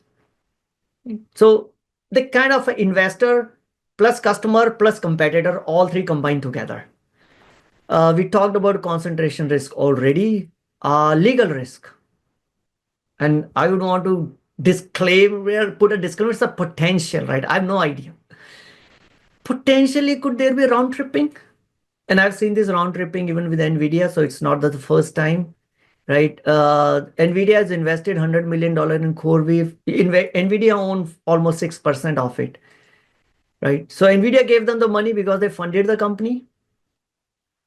And then the Coreweave ordered the GPUs from NVIDIA. So it's like NVIDIA is capitalizing its own customers, which is, I don't know where it falls between the ethical and the legality boundaries, but this is a little unusual that you're giving money to your customer and say, hey, buy stuff from me, right? Also, Magnetar is arranged very expensive loan facility. We've seen like 14%, 12% interest rates. right? So that the company has revenues and also committed to settle the payments, and NVIDIA also committed for basically renting services from Corewave, and then the Corewave can get the revenue and pay back to Magnetar. So it's all around the place, right? The biggest customer for NVIDIA who purchase NVIDIA chips entered in the biggest customer of NVIDIA for the number of GPUs purchased in 2023, 2024. They have entered into agreement with CoreWeave to rent their servers, right? We already talked about these. But Microsoft Azure and CoreWeave as competitors. They've mentioned it very clearly. Azure, IBM, Google, AWS, Oracle are our competitors. Then why is Microsoft funding so much of its competitors? I don't know. Right? Maybe it's live for short duration. Right? Unrelated party transactions, I don't even know what is Magnetar. After going through it, I have no idea what the Magnetar is. Is it the lender? It's the owner? It's a venture fund? It's a customer because they rented capacity, and a supplier of a key person. It's like a outsourced HR team. I have no idea. So this IPO is no go for me because of so much of things that I can't. I mean, it's not a simple explainable structure or the business. A business model is easy, but this whole Magnetar and NVIDIA and Microsoft relationship is. I'm like, okay. And I'm not even done with I'm done only 225 pages out of 347. So, and already found so many things. I'm like, okay, you know what? It's no go for me. Market news as of today morning is IPO is oversubscribed. Now you go and think about what Wall Street. So oversubscribed means they got a commitment from mutual funds, hedge funds, their banker funds that they will buy all the shares that NVIDIA, that CoreWeave has available to offer to them. And then when it gets IPO'd, when retail investors will want to buy it, they will, be available to sell to retail investors. You make your own decision. I am not touching it with a 10-foot pole. So I don't know if anyone want to go into evaluation or not, but this is what my take on CoreWeave is. We are almost hitting 12 o'clock, so I'll stop right here. Let me see some of the questions. What is the nature of this platform? Ashwin, if you still have the question, I hope it got answered in the discussion in terms of what they provide. Sam, Biagor AI, high growth potential. Okay, so that's on the EV bean counters in the C-suite. Yeah, exactly. These are the hedge fund guys. How is Microsoft able to account the capex or expenses as OPEX? So you're renting the capacity, right? So basically, this is just like your R&D is your OPEX, right? They are not building their own plants, etc. They have rented the capacity, and as and when they are using the capacity every year, they will basically recognize that as an expense. So that's how it becomes. That portion is OPEX. Okay. What else? Did I miss another question? Something on Wall Street bets? Sachin, what do you have under the Wall Street bets? This is more questionable than Cerberus. I think we did Cerberus also, right? I don't recall. I did have a note that the Cerberus IPO S1 document was even smaller than this one. So I think I've done Cerberus. NVIDIA is only giving chips and taking stake. And NVIDIA, yeah, that's what NVIDIA is doing. Typical IFO. Oh, initial fraud offering. So I'm not go all the way to say it is fraud, but what I will say, it's not as clean as any other S1s that I've seen. We looked at Rubrik S1, not as complicated as this one, right? Okay, Aditya says, good work is educational. Yeah, welcome. I'm glad it is useful. This is where I spent today morning and it was interesting and I'm like, you know what, I'll drink coffee later. So, yeah. Any other questions? No.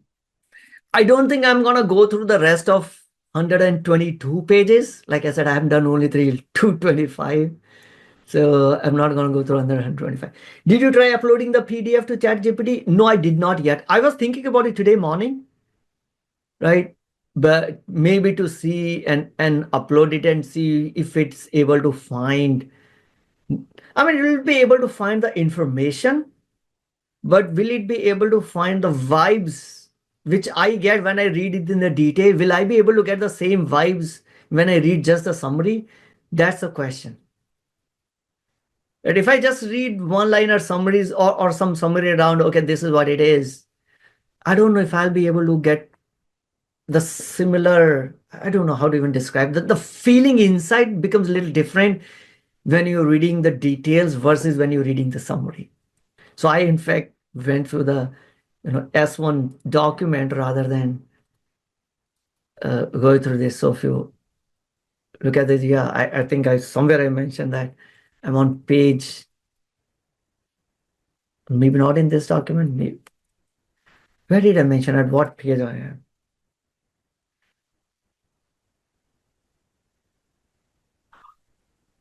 Oh, anyway, I think I'm on page 225. Okay, so that's on Coreweave. So we hit our time.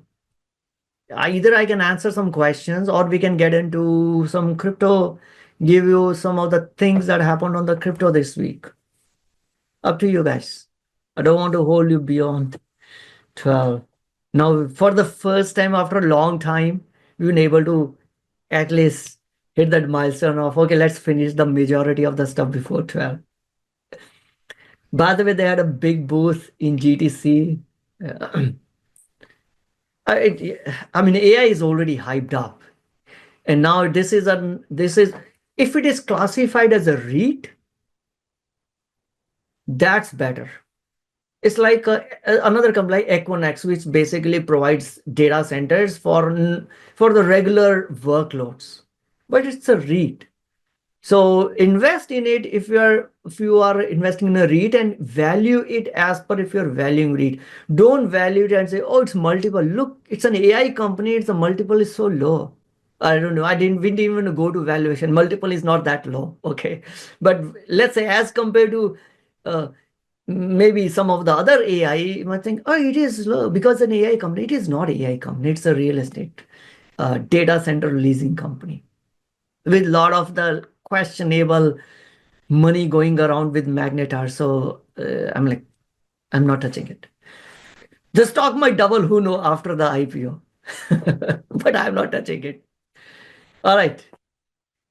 Okay. Do you want to?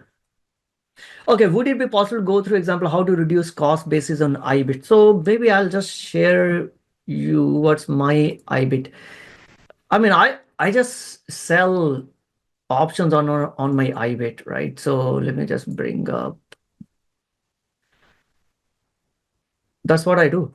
So just give me a moment.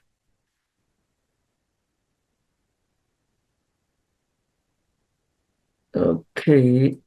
Meanwhile, any other question? So these are the trades that I've done on IBIT. I mean, that I've closed or in 2025 or I have opened in 2025. So some of the trades that you see I opened in December. You guys able to see the Excel sheet or the Google sheet? Okay. All right. So some of the trades that I opened on December, I actually closed them on 2025, right, Jan? So that's what I found out.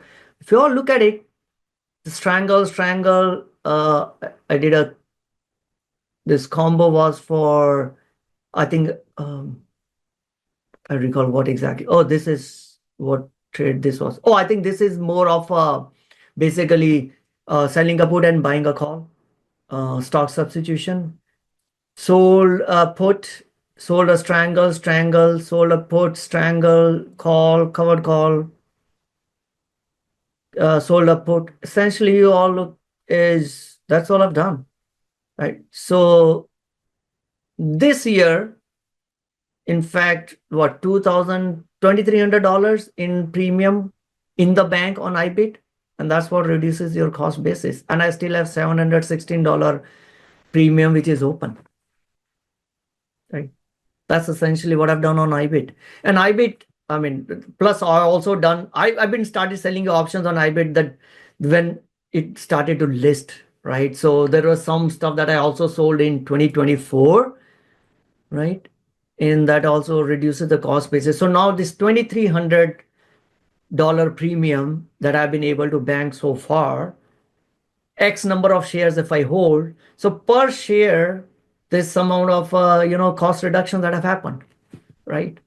And then if we keep adding it year over year, like NEO, now I've retained more premium than what I put in in the stock when I bought NEO stock. Similarly, now if you look at the number on this IBIT, I've reduced my cost basis by almost 18%, which is like close to 1% per week. If the volatility and the interest stays the same in IBIT, in 2 years, I'll get all my money back and I'll still have all the shares. So then I'm playing with house money. Then it becomes much easier to go through the drawdowns. So that's what, I mean, there is nothing rocket science in it.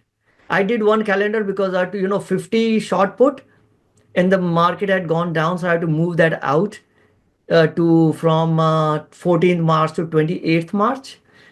And if hopefully by 28th March, I'll be able to close it for profit. But majority of them are all profit. I mean, this one, because I had to roll it out, I took a loss on the 14th March, but then roll it for a $4 premium on 28th March. If on 28th March this is more than $46, I'll close this for overall profit. So no rocket science. It's just that perseverance and just keep doing it. Month after month, or in case of IBIT, because it's pretty active, you could do it I do it like 2 or 3 weeks out. Right now I'm on IBIT, I did 4th April. Next week, I'll close 28th March and I'll do 11th April. That's all. In some of the other stocks, I'll do monthly. But this is what I've done on IBIT.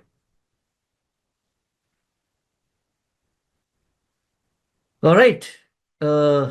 Anything else? Yeah, guys, there is nothing that is proprietary which we have not talked about it. Like we've discussed all this during the options bootcamp. Just that we gotta do it. And I'm focused on, come what may, I want to reduce my cost basis. Alrighty. Cool. Anyone interested in maybe looking through the crypto, what happened in the crypto?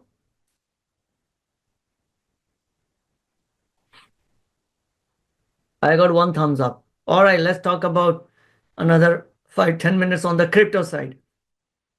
SEC had dropped the case against Ripple. So I think Ripple was a little higher, but I don't know how much of a XRP will, feature into the overall crypto strategy.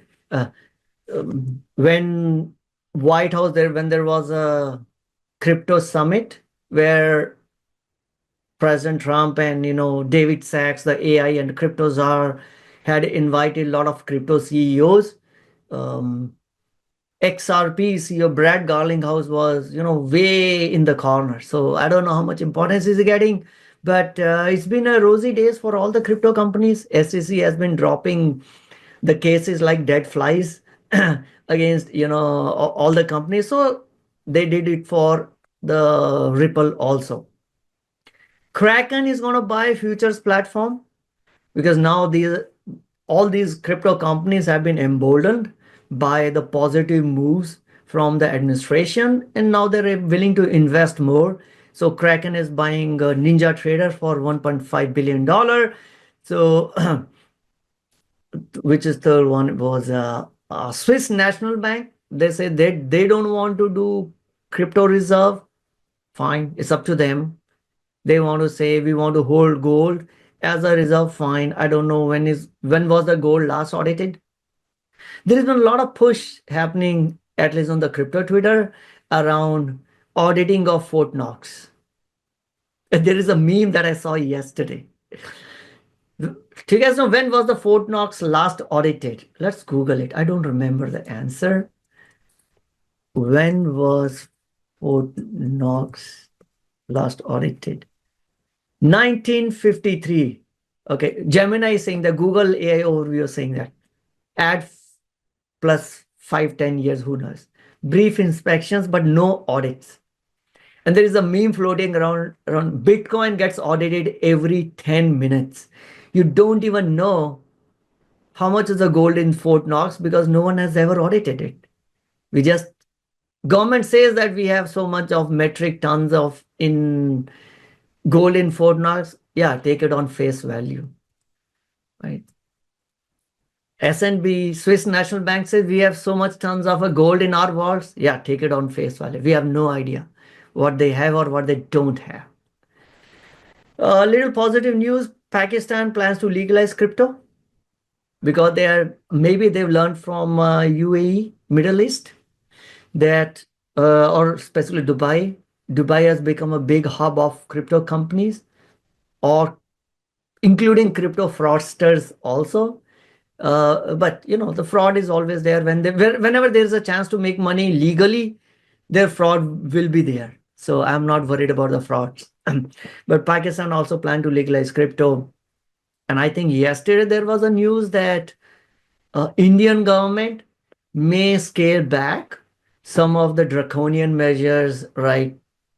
Some huge amount of a tax. I don't know, maybe they have 30% or 50% tax on crypto transactions.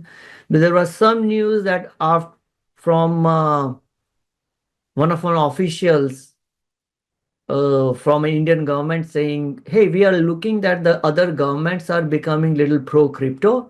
We may want to go back and look at our policies, right? And then, of course, the crypto journalists will blow it out saying Indian government has become positive. It's not that the case yet, but they want to, maybe dial back some of the draconian measures that they have had. Coinbase, yes, I read that. Coinbase wants to, have they already started? Or maybe the news was that they want to launch their services in India. And I think it was also in a conjunction saying that India is a good supplier of a lot of brain for crypto companies. A lot of crypto companies have their development centers or design or engineering centers in India. The whole Polygon, right? Matic or Polygon token is being developed from a company in India. Forgot the name. What Nalwal, Sandeep Nalwal, right? So, but the Indian government has been very against crypto. So maybe they'll dial back some of that stuff that I read. Thorn is back. So Thorn raised $400 million, which is basically, we have heard the stories of Thorn earlier also. There's some part of a time during the crypto side, they were raising about $4 billion. So 400 million is okay. It's a huge number, but not as big as 4 billion, right? Pump Fund, which is basically kind of more for a meme tokens. Now they want to get into DeFi. Also, everyone wants to get into DeFi. Last one, this is what I actually spent some time while I was driving. I just put it on my phone. There is an SEC as they I think it's on a Friday. They did a roundtable for crypto task force. So basically, they had all the members of the task force. I don't think the table was around, but it was a flat rectangular. Maybe it is such a huge table that the frame was only showing 10-15 people sitting, in a line.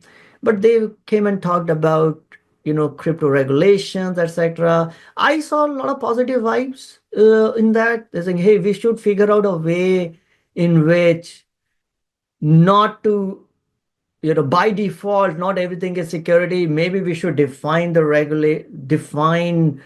criteria under which you can do X, Y, Z or not. If you remember, in the previous administration, there were no guidelines. Right? It's already there.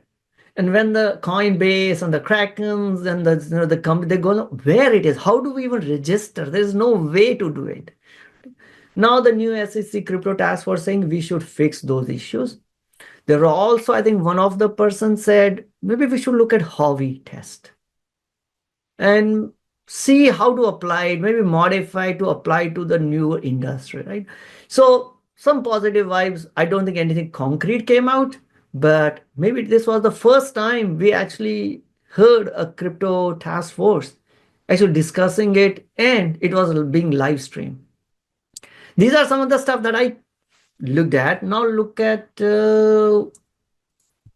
what the price is. Price keeps changing, right? Nothing much. The whole week it's been between like 80 and 84, 85. It doesn't matter. So yeah, I've not seen anything which is concerning to me in the last, I would say, overall 2025, anything concerning around crypto. But the price of crypto has gone, too much up or down. I think the Bitcoin at some point of time was down 33%. What the highest was 108, and the lowest was what, 78 or something. Maybe let's go to 1 year. This is the highest, 106. Yeah, maybe 106, 107, and this was the lowest, was 78. Whatever, run the math. Maybe it's 30, more than 30. Oh yeah, it's almost 30%. That might make you think a lot of stuff is crashing, but I don't see anything in terms of the individual projects maybe having that difficulty. Like Ethereum is having huge difficulties. It is, while the other projects have hit the price terms, they've hit their new highs. Ethereum is still stuck at where it was it is still lower than where it was in 2021, right? So that's different, but overall, I am still positive around this. All right, so that's on the crypto side. Anything you heard? Any other interesting news? Is the taxation reporting requirement IBIT similar to Bitcoin? I can only talk about US side. No, it is not related to Bitcoin. It is basically, it's like any other security or stock that you hold in your portfolio. You buy IBIT on your brokerage platform. It's an ETF that you can buy on your brokerage platform. So your brokerage firm will include it when they give you 1099. So it's no different from, let's say, buying SPY. It's the same stuff. So there is no additional requirement that are imposed on those who are trading in IBIT. Bitcoin is different. If you're holding Bitcoin directly on an exchange, and then if you swap it for other coin, you have a different stuff. On the tax form, do you say no to crypto transactions and holding? No, I say yes, because if you're doing only IBIT, then then again, I'm not a CPA. Check with your CPA, but I think I would say no if I'm only doing IBIT. Because IBIT is an ETF. I'm not directly engaging into crypto. And the reason why IRS wants this is to know if you're not reported anything, if you're dealing in crypto, etc. And then if you're not reported, or if you're not specified it there, IBIT will be reported by your brokerage firm anyway.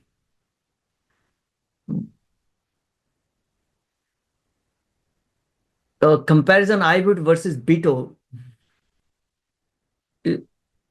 Isn't BITO is a future, or what am I missing? Is this the BITO was a future-based ETF, or was it a spot-based ETF?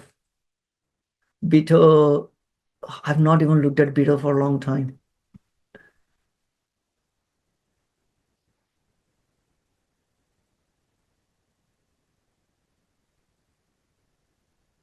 because IBIT is a spot-based ETF. I know Bitcoin ETFs have existed for some time, but those were like future-based earlier. Do you know if BITO is a future-based? Sorry, I've not talked about BITO for many months. So what is an explanation of what BITO is?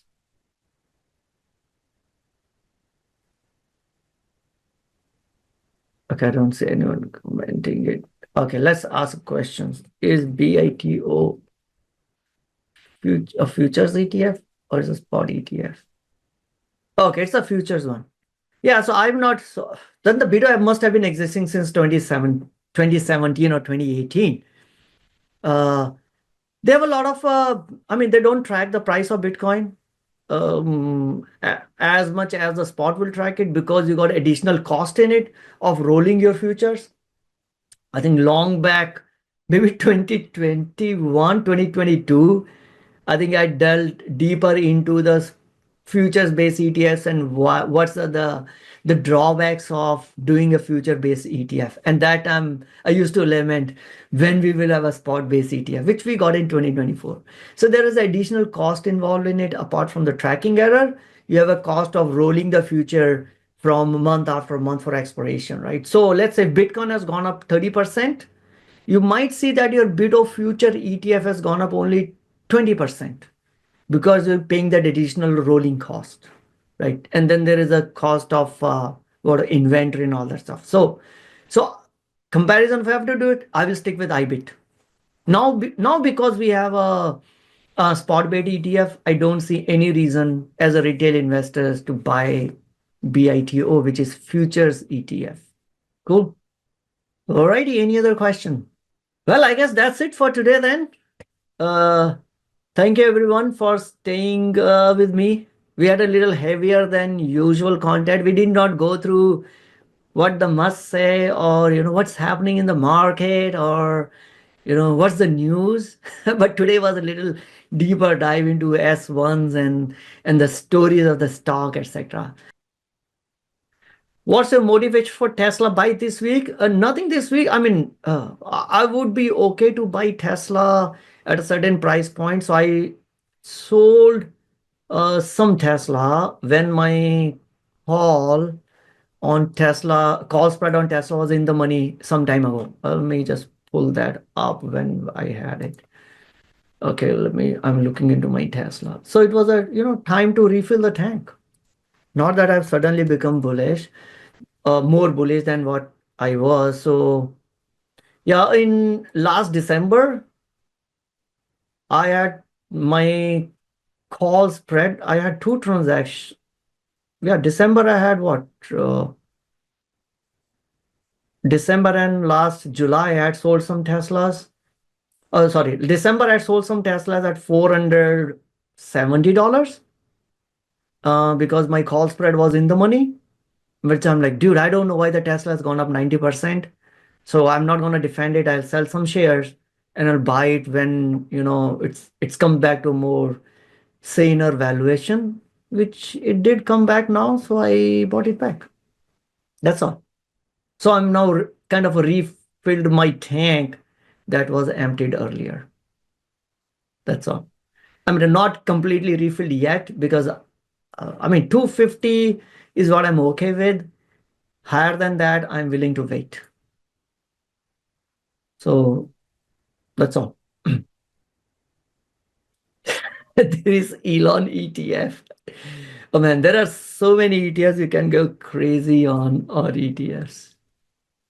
But yeah, and there are many ETFs that keep dying because there's not much of an interest. There was Jim Cramer and LGIM and SGIM.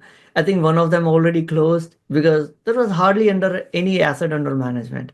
Whenever we see a lot of enthusiasm on any particular topic, the issuers will bring in ETFs. They say, retail investors will put in money, and we're not that dumb, right? When they don't get any money, they'll just close it. Cool. All right, guys. Thank you, everyone. And we'll talk again next week. Bye-bye.